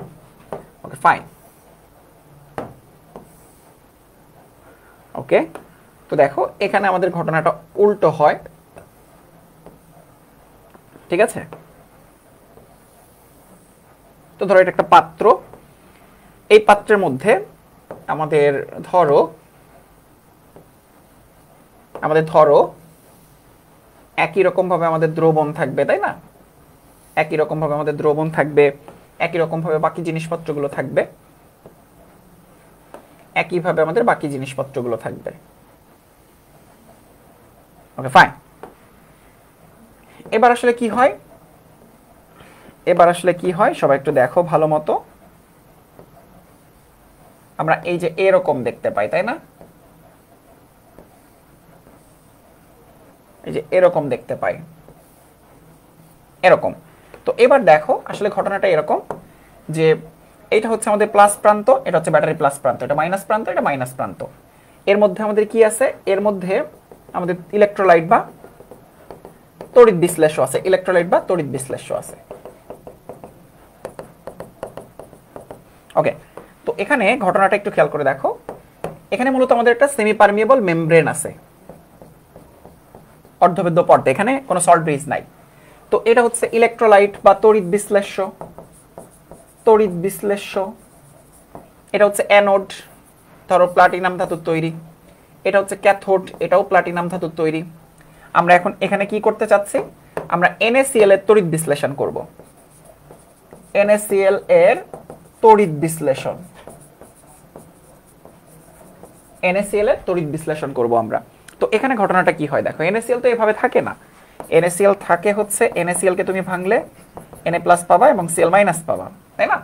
Na+ এবং Cl-। তো এবার এটা তো প্লাস প্লাস তড়িৎদ্বার, তাই প্লাস তড়িৎদ্বারের দিকে কে আকৃষ্ট হবে? মাইনাস চার্জযুক্ত যেটা আছে, অর্থাৎ অ্যানায়ন চার্জযুক্ত হবে Cl-। আর Na+টা চার্জযুক্ত হবে মাইনাস তড়িৎদ্বারের দিকে, অর্থাৎ Na+টা আকর্ষিত হবে ক্যাথোডের দিকে। তাহলে এখান থেকে আমরা নতুন দুইটা ডেফিনেশন পেয়ে গেলাম, অ্যানোড কাকে বলে এবং ক্যাথোড কাকে বলে। হ্যাঁ, অ্যানায়ন অ্যানোড কর্তৃক আকৃষ্ট হয়, ক্যাটায়ন ক্যাথোড কর্তৃক আকৃষ্ট হয়, ঠিক আছে? আর সাথে যুক্ত করতে পারো, অ্যানোডে সবসময় জারণ বিক্রিয়া সংঘটিত হয় এবং ক্যাথোডে সবসময় বিজারণ বিক্রিয়া সংঘটিত হয়। আর তড়িৎ রাসায়নিক কোষ এবং তড়িৎ বিশ্লেষ্য কোষে অ্যানোড এবং ক্যাথোডের যে সাইন, সেই সাইনটা কিন্তু অপোজিট। তড়িৎ রাসায়নিক কোষের অ্যানোড হচ্ছে ঋণাত্মক চার্জযুক্ত, ক্যাথোড হচ্ছে ধনাত্মক চার্জযুক্ত। তড়িৎ বিশ্লেষ্য কোষে অ্যানোড হচ্ছে ধনাত্মক চার্জযুক্ত এবং ক্যাথোড হচ্ছে ঋণাত্মক চার্জযুক্ত, ঠিক আছে? এগুলো রিটেনের জন্য অনেক ইম্পর্টেন্ট, এমসিকিউ সলভ করতে খুব একটা লাগবে না, তারপর আমি তোমাদেরকে বুঝাচ্ছি যাতে এমসিকিউ গুলো তাকায় দেখেই সলভ করতে পারো। তো এবার আসো, অ্যানোড এবং ক্যাথোডে কি বিক্রিয়া হয়? ধরো অ্যানোডের বিক্রিয়া, অ্যানোডের বিক্রিয়ায় এই যে ক্লোরিন মাইনাস, সে কি করবে? যেহেতু জারণ বিক্রিয়া ঘটাবে, একটা ইলেকট্রন ছেড়ে দিয়ে ক্লোরিনে পরিণত হয়, দুইটা ক্লোরিন একত্রিত হয়ে Cl2 তে পরিণত হয়। ক্যাথোডে কে সোডিয়াম প্লাস একটা ইলেকট্রন গ্রহণ করে সোডিয়াম ধাতুতে পরিণত হয়। এই যে জারণ বিজারণ বিক্রিয়া কেন সংঘটিত হয়েছে? কারণ এই ব্যাটারি থেকে ইলেকট্রিসিটি সাপ্লাই হয়েছে, ব্যাটারি থেকে তড়িৎ সাপ্লাই হয়েছে, তার মানে তড়িৎ শক্তি পরে রেডক্স বিক্রিয়াতে কনভার্ট হয়েছে। এইভাবেই আমরা তড়িৎ বিশ্লেষ্য কোষে তড়িৎ শক্তি থেকে রাসায়নিক শক্তি পাই, ঠিক আছে? সো দুইটা কোষই তোমাদেরকে দেখাইলাম, এর মধ্যে সল্ট ব্রিজ দেখাইলাম। এর মাঝখান থেকে দুইটা জিনিস খুবই ইম্পর্টেন্ট ছিল, সেটা হচ্ছে ইলেকট্রোড বা তড়িৎদ্বার। তড়িৎদ্বার হচ্ছে ধাতুর তৈরি, যেটা আমাদের ইলেকট্রোলাইট বা তড়িৎ বিশ্লেষণের মধ্যে ডুবানো থাকে এবং যেটা তোমার জারণ এবং বিজারণ বিক্রিয়া সংঘটিত করতে হেল্প করে, ঠিক আছে? ওকে, তো এবার দেখো তড়িৎদ্বার কয় প্রকার? সাধারণত বেশ কয়েক প্রকার হইতে পারে, আমরা 5টা এক্সাম্পল দেখতে পারি। হ্যাঁ, যেমন গ্যাস তড়িৎদ্বার, তারপর ধাতুর অ্যামালগাম দিয়ে আমরা একটা তড়িৎদ্বার গঠন করি, ঠিক আছে? জারণ বিজারণ তড়িৎদ্বার আছে, বেশ কয়েকটা তড়িৎদ্বার আছে। তবে রেফারেন্স ইলেকট্রোড বলে আমাদের একটা ক্যাটাগরি আছে নির্দেশক তড়িৎদ্বার, যেটা দুই প্রকার, একটা হচ্ছে মুখ্য বা প্রাইমারি, যাদের এক্সাম্পলগুলো পরীক্ষায় আসবে। প্রমাণ হাইড্রোজেন তড়িৎদ্বার, এটা বিগত বছরের পরীক্ষায় এসেছে অলরেডি। পোল্টার কোষ, লেকলাস কোষ, শুষ্ক কোষ, এগুলো তোমরা হয়তো 9, 10-এ দেখেছো। তারপর গৌণ বা সেকেন্ডারি নির্দেশক তড়িৎদ্বার, তার মধ্যে ক্যালোমেল তড়িৎদ্বার, যেটা পরীক্ষায় এসেছে, এটা সংকেত মাঝে মধ্যেই পরীক্ষায় আসে। Hg2Cl2, প্লেট সঞ্চয়ী কোষ, নিকেল অক্সাইড কোষ, এক্সাম্পলগুলো মাথায় রাখতে পারো। এমসিকিউ এর জন্য এক্সাম্পলটাই ইম্পর্টেন্ট। আমি তোমাদের সুবিধার জন্য স্লাইডের মধ্যে প্রমাণ হাইড্রোজেন তড়িৎদ্বারের গঠনটা রেখেছি। এটা যদিও এমসিকিউ এর জন্য মোটেই ইম্পর্টেন্ট না, হ্যাঁ রিটেনের জন্য ইম্পর্টেন্ট। এটা হচ্ছে ক্যালোমেল তড়িৎদ্বার, এটাও তোমাদের জন্য স্লাইডে রেখেছি, এটা তোমাদের এমসিকিউ এর জন্য একদমই ইম্পর্টেন্ট না। শুধু এতটুকু মাথায় রাখলেই চলবে যে ক্যালোমেল তড়িৎদ্বার বলতে আসলে Hg2Cl2 কে বোঝায়। তো চলো আমরা এমসিকিউ তে চলে যাই। সোডিয়াম মার্কারি, হ্যাঁ সোডিয়াম এবং মার্কারি, এটাকে অ্যামালগাম বলি আমরা, তাই না? Na+ অর্ধকোষটি কোন ধরনের অর্ধকোষ? এই অর্ধকোষটি কোন ধরনের অর্ধকোষ দেখেই বুঝতে পারছো যে আমাদের এটা হচ্ছে ধাতব অ্যামালগাম আর ধাতব আয়ন। এটা হচ্ছে একটা ধাতব আয়ন আর এটাকে ধাতব অ্যামালগাম বলা হয়ে থাকে। তাহলে ধাতু অ্যামালগাম এবং ধাতুর আয়ন অর্ধকোষ হচ্ছে এটা। পরের এমসিকিউ, জারণ বিজারণ ইলেকট্রোড কোনটাকে বলা হয়? যেমন দেখো একটা এক্সাম্পল দেখলে বুঝতে পারবা। Fe2+, Fe3+, যার জারণ মান কম সেদিকে হচ্ছে ইলেকট্রোড বা তড়িৎদ্বারটা দেখাইতে হয়। আবার ধরো Fe3+, Fe2+, জারণ মান কম সেদিকে ইলেকট্রোডটা দেখাইতে হয়। এদেরকে রেডক্স কাপল বা জারণ বিজারণ ইলেকট্রোড বলা হয়ে থাকে। এরা হচ্ছে রেডক্স কাপল বা জারণ বিজারণ ইলেকট্রোড। দেখো এরকম এক্সাম্পল কোনটা আছে?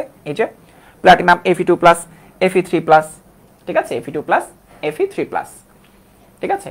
তো দেখো জারণ বিজারণ ইলেকট্রোড হচ্ছে এটা। তো জারণ বিজারণ ইলেকট্রোডের এক্সাম্পলে আমরা দুইটা এক্সাম্পল তোমাদের এখানে দেখাইলাম। এটা শুধু আয়রন দিয়েই হবে তা কিন্তু না, অন্য যে কোনো কিছু হইতে পারে। ফাইন, প্লাটিনাম হাইড্রোজেন H+, কিছুক্ষণ আগে তোমাদেরকে এক্সাম্পল দেখাইলাম। প্রমাণ হাইড্রোজেন তড়িৎদ্বার দেখতে কিরকম হয়। হ্যাঁ, তো দেখো এই যে H2H+ অ্যাকুয়াস কোন ধরনের অর্ধকোষ? জারণ না, ধাতব ধাতবায়ন না, হাইড্রোজেন তো ধাতু না, জারণ বিজারণ না, এটা হচ্ছে একটা গ্যাস অর্ধকোষ। হ্যাঁ, গ্যাস, কুমিল্লা বোর্ড 2023। এটা হচ্ছে প্রমাণ হাইড্রোজেন গ্যাস তড়িৎদ্বার। হ্যাঁ, প্রমাণ হাইড্রোজেন গ্যাস তড়িৎদ্বার। আমরা পরবর্তী এক্সাম্পলে চলে যাব। হ্যাঁ, কোন তড়িৎদ্বার জারণ অর্ধকোষ বোঝায়? জারণ বলেছে কিন্তু, হ্যাঁ জারণ, তার মানে কোথায় আমাদের জারণ ঘটেছে সেটা খুঁজে বের করতে হবে। Copper two plus copper, no. Zinc two plus zinc, zinc two plus, এই যে এখানে আমাদের জারণ ঘটেছে। যদি বিজারণ বলতো তাহলে আমাদের 1 নাম্বার এ এবং সি হচ্ছে আমাদের বিজারণ তড়িৎদ্বার বা বিজারণ অর্ধকোষ হতো। প্রমাণ হাইড্রোজেন গ্যাস তড়িৎদ্বারে দ্রবণে H+ আয়নের ঘনমাত্রা ও গ্যাসের চাপ যথাক্রমে। H+ আয়নের ঘনমাত্রা হচ্ছে 1 মোলার বা 1.0 মোলার, গ্যাসের চাপ হচ্ছে 1 অ্যাটমসফিয়ার, যেটাকে আমরা 760 মিলিমিটার বলতে পারি। তাহলে 1 মোলার 760 মিলিমিটার, ঠিক আছে? 1 মোলার 760 মিলিমিটার পারদ চাপ। দেখো তোমাদের একটা জিনিস জানা থাকা দরকার, 1 অ্যাটমসফিয়ার সমান 76 সেন্টিমিটার পারদ চাপ, 760 মিলিমিটার পারদ চাপ, 0.76 মিটার পারদ চাপ, হ্যাঁ এটাকে বলতে পারো 10, 13, 25 প্যাসকেল পারদ চাপ। সবগুলোই একটা আরেকটার সাথে ইকুয়াল, হ্যাঁ সবগুলো একটা আরেকটার সাথে ইকুয়াল। পরবর্তী এমসিকিউ, গ্যাস ইলেকট্রোডে কোন ধাতু যুগল ব্যবহার করা হয়? হ্যাঁ প্লাটিনাম এবং অরাম, এই দুটো ব্যবহার করা হয়। গ্যাস ইলেকট্রোডে প্লাটিনাম এবং গোল্ড ব্যবহার করা হয়ে থাকে। কোনটি জারণ বিজারণ অর্ধকোষ? ময়মনসিংহ বোর্ড 2023-এ এসেছে জারণ বিজারণ অর্ধকোষ। রেফারেন্স রেডক্স কাপলের এক্সাম্পল কিছুক্ষণ আগেই দেখাইলাম।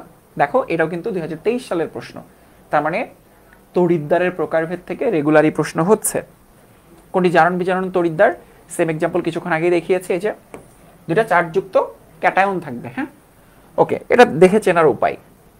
নিচের কোনটি জারণ বিজারণ অর্ধকোষ? আবারও এসেছে, এই যে দেখো এক্ষেত্রে দেখতে পাচ্ছি না, নিকেল নিকেল 2+। একটা তড়িৎদ্বার থাকতে হবে Sn2+, Sn4+, যে পাশে চার্জ কম থাকবে সে পাশে যেটা তড়িৎদ্বার অর্থাৎ তড়িৎ বিশ্লেষ্য বা ইলেকট্রোলাইটের মধ্যে যেই দণ্ডটা ডুবানো থাকবে সেটাই হচ্ছে তড়িৎদ্বার। তো আমাদের এই যে তড়িৎ কোষের মধ্যে আমাদের ওই তড়িৎদ্বারটা স্পেসিফিক থাকতে হবে, যেটা আমরা এই যে সি নাম্বার অপশনে দেখতে পাচ্ছি। পরের এমসিকিউ, কোন ধাতুটি ধাতু এবং ধাতব আয়ন তড়িৎদ্বারের উদাহরণ? ধাতু এবং ধাতু আয়ন তড়িৎদ্বারের উদাহরণ, হ্যাঁ তাহলে দেখো আমরা দেখতে পাচ্ছি ধাতু এবং ধাতব আয়ন।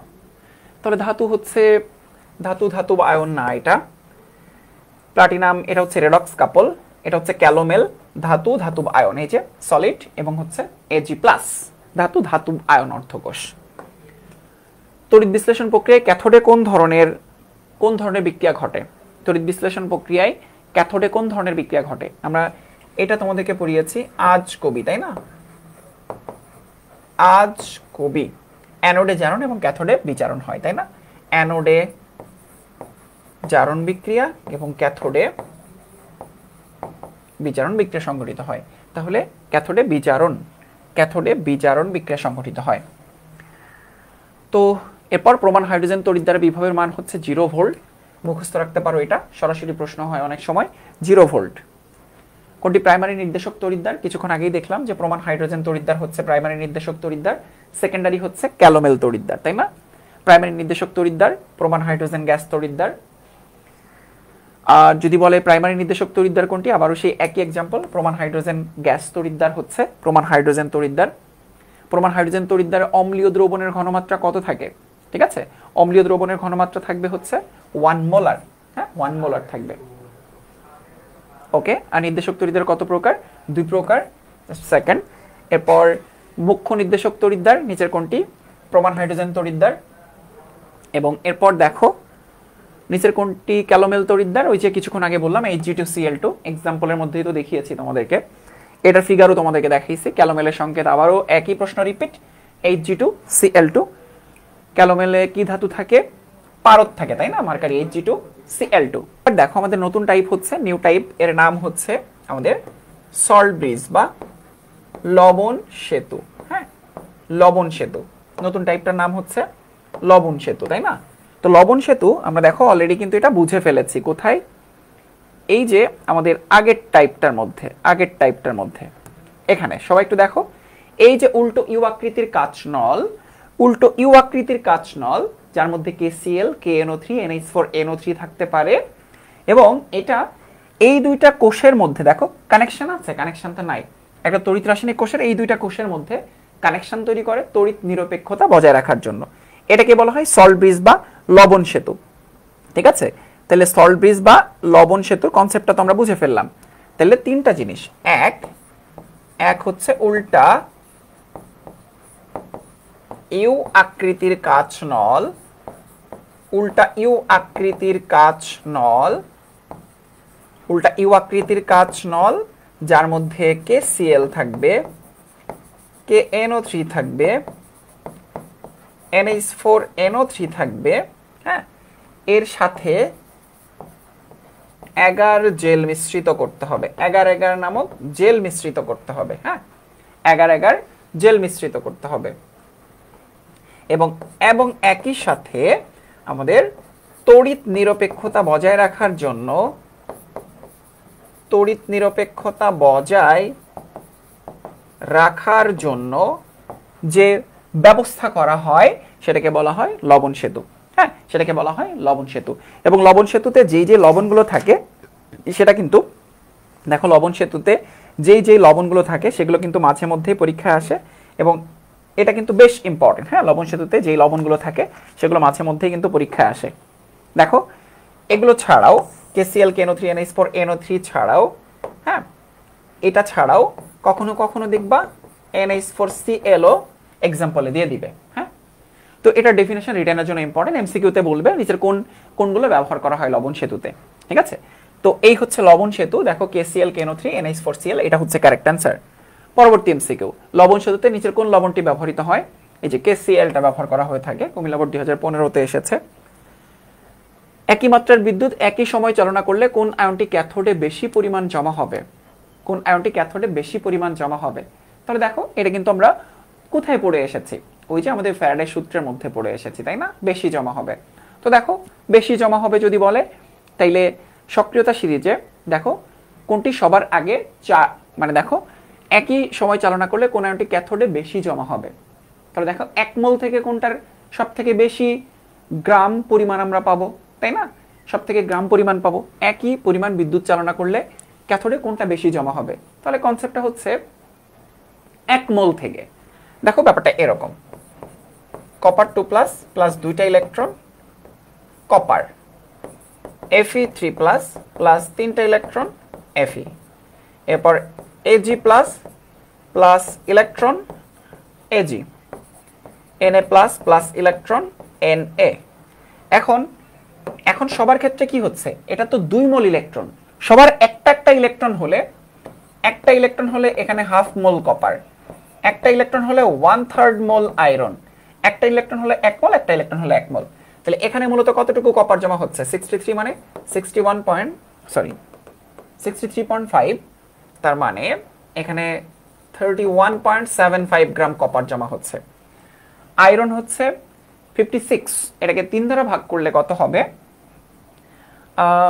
3 17 51, 3 18 54, তাহলে 18.67 গ্রাম জমা হবে। সিলভার হচ্ছে 108 গ্রাম জমা হবে, সোডিয়াম হচ্ছে 23 গ্রাম জমা হবে। তাহলে দেখো এটাই হচ্ছে আমাদের কারেক্ট অ্যান্সার, ঠিক আছে। সো এই প্রশ্নটা আমাদের এই টাইপের মধ্যে চলে এসেছে, তবে কনসেপচুয়ালি এই প্রশ্নটা সমাধান করতে হবে আমাদের এইভাবে। দেখো এই টাইপ থেকে আমাদের বেশ ছোট ছোট ম্যাথগুলো আসে, এবং এই টাইপটা হচ্ছে রিটেনের জন্য অনেক বেশি ইম্পর্টেন্ট। তো চলো, ই সেলের ম্যাথ করতে গেলে আমাদের একটাই ফর্মুলা মনে রাখতে হবে, সেটা হচ্ছে ই সেল অথবা E not cell. Actually E not cell is equal to E naught anode ox plus E naught cathode red, হ্যাঁ। অর্থাৎ এক লাইনে যদি মনে রাখতে চাও তাহলে E not cell is equal to অ্যানোডে জারণ প্লাস ক্যাথোডে বিজারণ, অ্যানোডে জারণ প্লাস ক্যাথোডে বিজারণ, অ্যানোডে জারণ এবং ক্যাথোডে বিজারণ, ঠিক আছে। এই সেল মানে হচ্ছে অ্যানোডে জারণ, ক্যাথোডে বিজারণ। আবার অ্যানোডে যে জারণ বিক্রিয়া হয়, ক্যাথোডে যে বিজারণ বিক্রিয়া হয়, সেটা তো আমরা আগে থেকেই জানি, তাই না? অ্যানোডে জারণ বিক্রিয়া এবং ক্যাথোডে বিজারণ বিক্রিয়া সেটা তোমরা আগে থেকেই জানি। ওকে ফাইন, তো এই একটা ফর্মুলা দিয়ে আমরা ম্যাথ করব, ঠিক আছে। এখানে ই সেল নির্ণয় ও স্বতঃস্ফূর্ততা যাচাই বলে একটা টার্ম আসবে, সেটা হচ্ছে ই নট সেল এর ভ্যালু যদি 0 থেকে বড় হয় তাহলে কোষ বিক্রিয়া স্বতঃস্ফূর্ত, কোষ বিক্রিয়া স্বতঃস্ফূর্তভাবে ঘটবে, স্বতঃস্ফূর্তভাবে ঘটবে। আর যদি ই নট সেল এর ভ্যালু 0 থেকে ছোট হয় অর্থাৎ নেগেটিভ হয় তখন কোষ বিক্রিয়া স্বতঃস্ফূর্তভাবে ঘটবে না। ঠিক আছে, এই দুটো শর্ত তোমাদের একটু মনে রাখতে হবে। প্লাস হইলে স্বতঃস্ফূর্তভাবে ঘটবে, মাইনাস হইলে কোষ বিক্রিয়া স্বতঃস্ফূর্তভাবে ঘটবে না। ঠিক আছে, ওকে। তো এবার আসো, পাত্রে দ্রবণ রাখা যাবে কিনা, এটাও বেশ ইম্পর্টেন্ট প্রশ্ন। এটাও 2 লাইনে মনে রাখবে। ই নট সেল বা ই সেল এর ভ্যালু যদি 0 থেকে বড় হয় অর্থাৎ পজিটিভ হয়, অলরেডি আমরা জানি কোষ বিক্রিয়া কি হবে, স্বতঃস্ফূর্ত হবে, তাই না? স্বতঃস্ফূর্ত হলে পাত্রে দ্রবণ রাখা যাবে না। হ্যাঁ, আর যদি হয় মাইনাস, ই নট সেল এর ভ্যালু যদি 0 থেকে ছোট হয় অর্থাৎ নেগেটিভ হয়, তাইলে কোষ বিক্রিয়া অস্বতঃস্ফূর্ত এবং তখন কি হবে, পাত্রে দ্রবণ রাখা যাবে। ঠিক আছে, আর আরেকটা লাইন তোমাদের মনে রাখতে হবে, পাত্র যেটা উল্লেখ করা থাকবে সেটা অলওয়েজ অ্যানোড হবে। হ্যাঁ, এই সম্পর্কিত আমাদের শিওর শর্ট সিরিজে রিটেন অর্থাৎ সিকিউ সলভ একটা ক্লাস আপলোড হবে, অলরেডি হয়েছে। তো সেই ক্লাসটা তোমরা অবশ্যই দেখে নিবা, কারণ সেই ক্লাসে আমরা এই সম্পর্কিত অনেকগুলো ম্যাথ সলভ করবো এবং অনেকগুলো সিকিউ সলভ করবো। প্রতিটা টাইপের অনেকগুলো ম্যাথ দেখানো হবে। মুক্ত শক্তির পরিবর্তন, কখনো কখনো মুক্ত শক্তির পরিবর্তন দিয়ে ম্যাথ আসতে পারে -NF ই সেল। হ্যাঁ, NF ই সেল, ডেল জি মানে হচ্ছে মুক্ত শক্তির পরিবর্তন, এনটা হচ্ছে আদান প্রদানকৃত ইলেকট্রন, এফটা হচ্ছে 96,500 আর ই সেলটা আমরা বের করে নিব। আর যেহেতু মাইনাস আছে তাই ডেল জি যদি 0 থেকে বড় হয় অর্থাৎ পজিটিভ হয় তাহলে কোষ বিক্রিয়া অস্বতঃস্ফূর্ত, উল্টোটা আর কি। এর মান যদি নেগেটিভ হয় তাহলে কোষ বিক্রিয়া স্বতঃস্ফূর্ত। ঠিক আছে, উল্টোটা আসলে। একটা আছে হচ্ছে নার্নস সমীকরণ। নার্নস সমীকরণ হচ্ছে অপ্রমাণ কোষের সেল বিভব বের করে। E cell is equal to E not cell minus RT divide by NF। হ্যাঁ, লন উৎপাদ আয়নের ঘনমাত্রা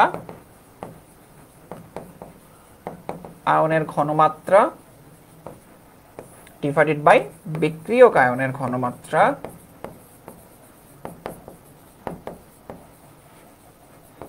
আর যদি এটা সমতা করতে যে কোনো পাওয়ার থাকে অর্থাৎ মোল থাকে সেটা পাওয়ার আকারে ক্যালকুলেট করে দিতে হবে।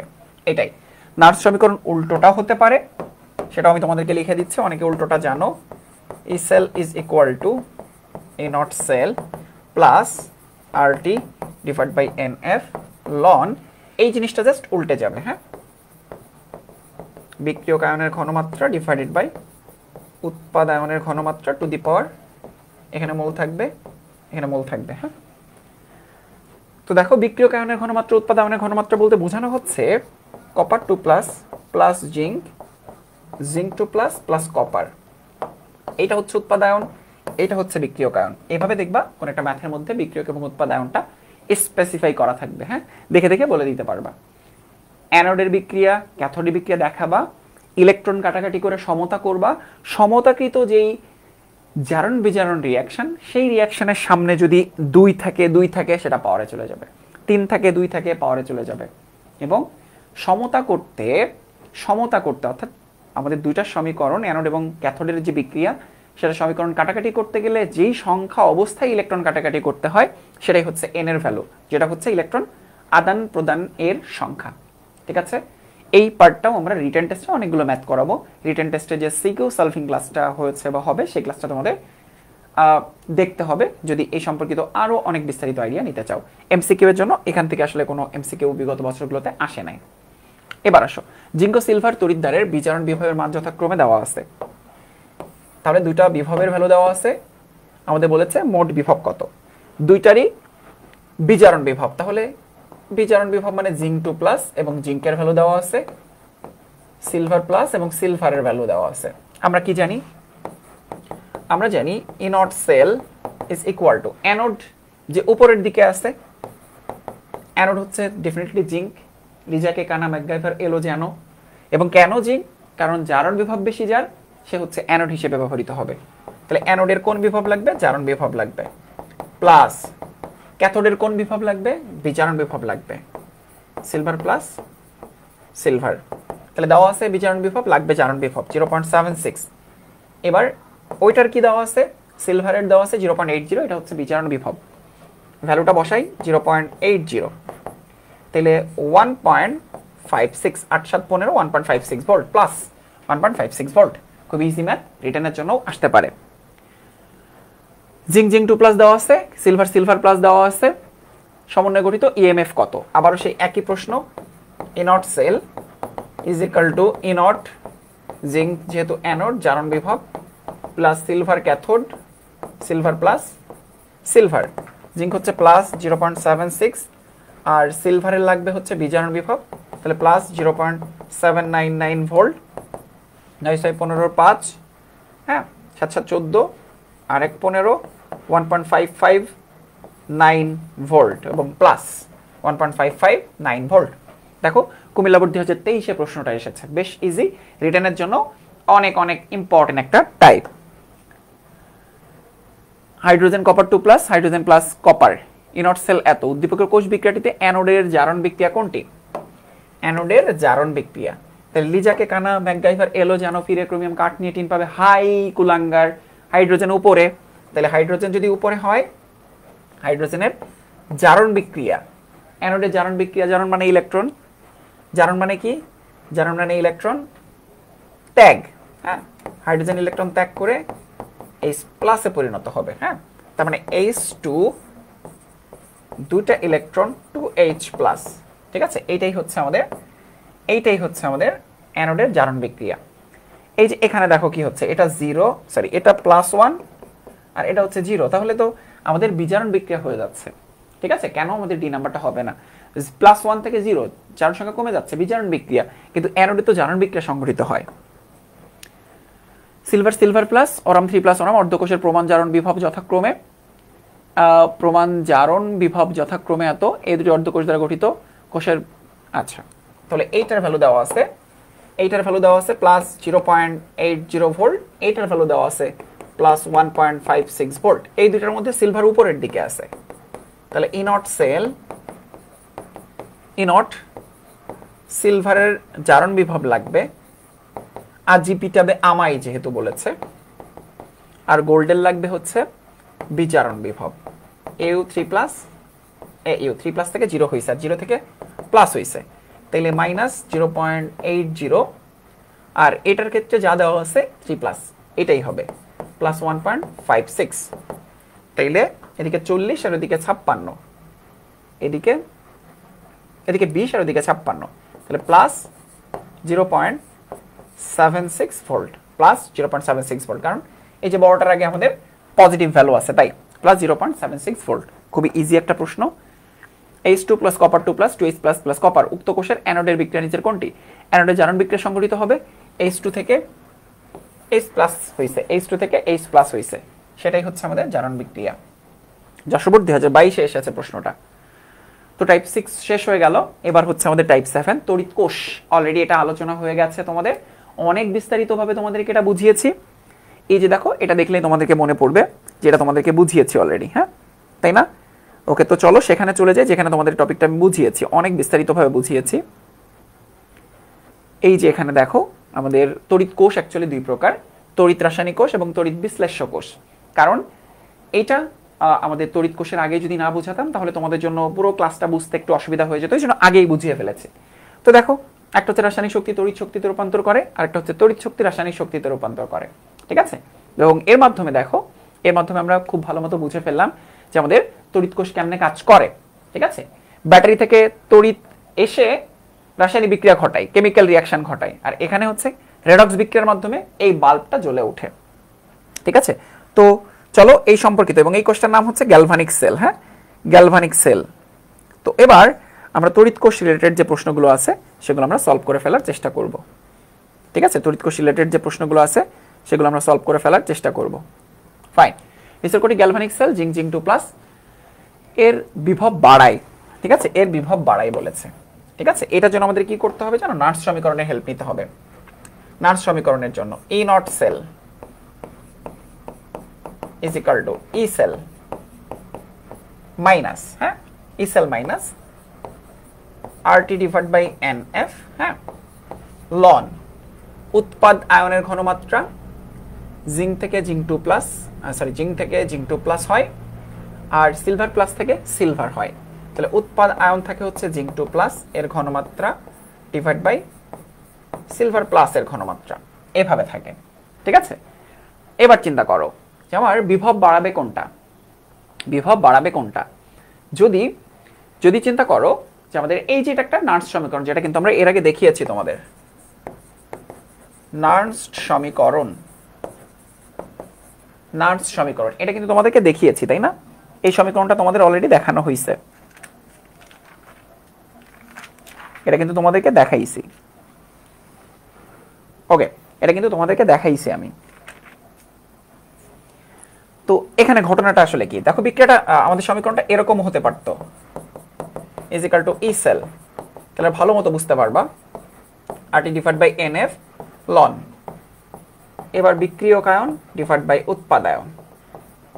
তো দেখো এই যে এইটার ভ্যালু যদি বাড়ে, এটার ঘনমাত্রা যদি বাড়ে, তাইলে পজিটিভলি ই সেলের ভ্যালু অর্থাৎ বিভব বাড়তে থাকে।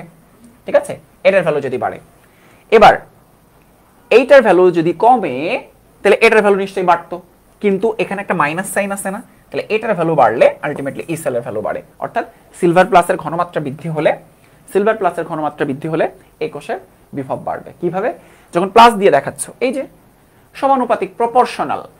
ই not cell is E not cell না, অ্যাকচুয়ালি এটা হবে হচ্ছে, এটা হবে এরকম, আমাদের ইকুয়েশনটা হচ্ছে এরকম, E cell is equal to, হ্যাঁ, E cell is equal to E not cell, কারণ অপ্রমাণ কোষ, হ্যাঁ, যদিও কনসেপ্ট ঠিক আছে, অপ্রমাণ কোষের সেল বিভব বের করার জন্য নার্স সমীকরণ ব্যবহার করা হয়।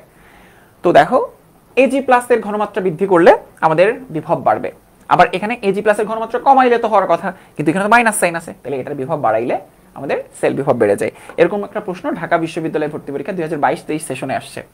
বিদ্যুৎ শক্তি কোনটি উৎপন্ন হয় না? তড়িৎ বিশ্লেষ্য কোষে বিদ্যুৎ শক্তি ব্যবহার করে রাসায়নিক শক্তি উৎপন্ন করা হয় তড়িৎ বিশ্লেষ্য কোষে। এই যে কেন পার্থক্যটা তোমাদের তখন পড়াইলাম, আশা করছি এখন বুঝতে পেরেছো, চিত্র একে একে কেন পড়াইলাম। ব্রাইনের তড়িৎ বিশ্লেষণ করলে কি উৎপন্ন হয়? ব্রাইনের তড়িৎ বিশ্লেষণ করলে, দেখো ব্রাইনের তড়িৎ বিশ্লেষণ করলে আমরা পাবো NaCl কে ভাঙলে Na প্লাস পাবো, Cl মাইনাস পাবো, আর ওদিকে হচ্ছে পানি থাকবে, তাহলে H প্লাস আর OH মাইনাস।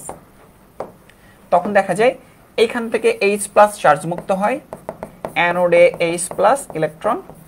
দেখো H প্লাস কি কাজ করে অ্যানোডে? দেখো ক্যাথোডে, দেখো ক্যাটায়ন ক্যাথোড কর্তৃক আকৃষ্ট হবে, ক্যাথোডে কে চার্জ মুক্ত হবে? H প্লাস, যে চার্জ মুক্ত হবে হাইড্রোজেন গ্যাসে পরিণত হবে। আর এই দুইয়ের মধ্যে এর ঘনমাত্রা বেশি হওয়ার জন্য আমাদের Cl2 চার্জ মুক্ত হবে। পরবর্তীতে যেটা হয়, এই Na প্লাস এবং OH মাইনাস একত্রিত হয়ে আমাদের NaOH তৈরি করে ফেলে। ঠিক আছে, তাহলে আমরা পাচ্ছি হাইড্রোজেন গ্যাস, ক্লোরিন গ্যাস এবং NaOH। ঠিক আছে, এই তিনটা আমরা পাই ব্রাইনের তড়িৎ বিশ্লেষণে। ঠিক আছে, বুঝাচ্ছি। দিস ইজ আওয়ার লাস্ট প্রশ্ন। অ্যানোডের তড়িৎদ্বারে কি ঘটে? আমরা জানি আজ কবি, তাই না? আজ কবি আসতে হচ্ছে অ্যানোডে জারণ বিক্রিয়া এবং ক্যাথোডে বিজারণ বিক্রিয়া। তাহলে দেখো অ্যানোডে হচ্ছে জারণ বিক্রিয়া সংঘটিত হয়, এবং এরই মাধ্যমে আমাদের প্রায় 150-র কাছাকাছি আমরা এমসিকিউ সলভ করে ফেললাম, এবং যার মাধ্যমে দেখো আমাদের সবগুলো টাইপ কমপ্লিট হয়ে গেল। তড়িৎ পরিবাহী, ফ্যারাডের সূত্র, সক্রিয়তা সিরিজ, অর্ধকোষ, লবণ সেতু, ই সেল এবং তড়িৎ কোষ, সবগুলো আমরা শেষ করে ফেললাম। এবং আশা করছি এই টাইপগুলো কমপ্লিট করার মাধ্যমে তোমাদের তড়িৎ রসায়ন চ্যাপ্টারে যতগুলো এমসিকিউ রিলেটেড সমস্যা ছিল টাইপ ভিত্তিকভাবে সবগুলো আশা করছি তোমাদের ক্লিয়ার হয়ে গেছে, এবং তুমি যে বোর্ডেরই হও না কেন এই টাইপগুলো থেকে এমসিকিউ তুমি কমন পেয়ে যাবা। ক্লাসটা কেমন লেগেছে জানিও, পুরো পিডিএফটা ডেসক্রিপশন বক্সে দেওয়া থাকবে। আর শিওর শর্ট সিরিজের বাকি ক্লাস দেখার আমন্ত্রণ রইল। ঠিক আছে, সবাই ক্লাসটা করো, ক্লাসটা কেমন লেগেছে সেটা জানিও।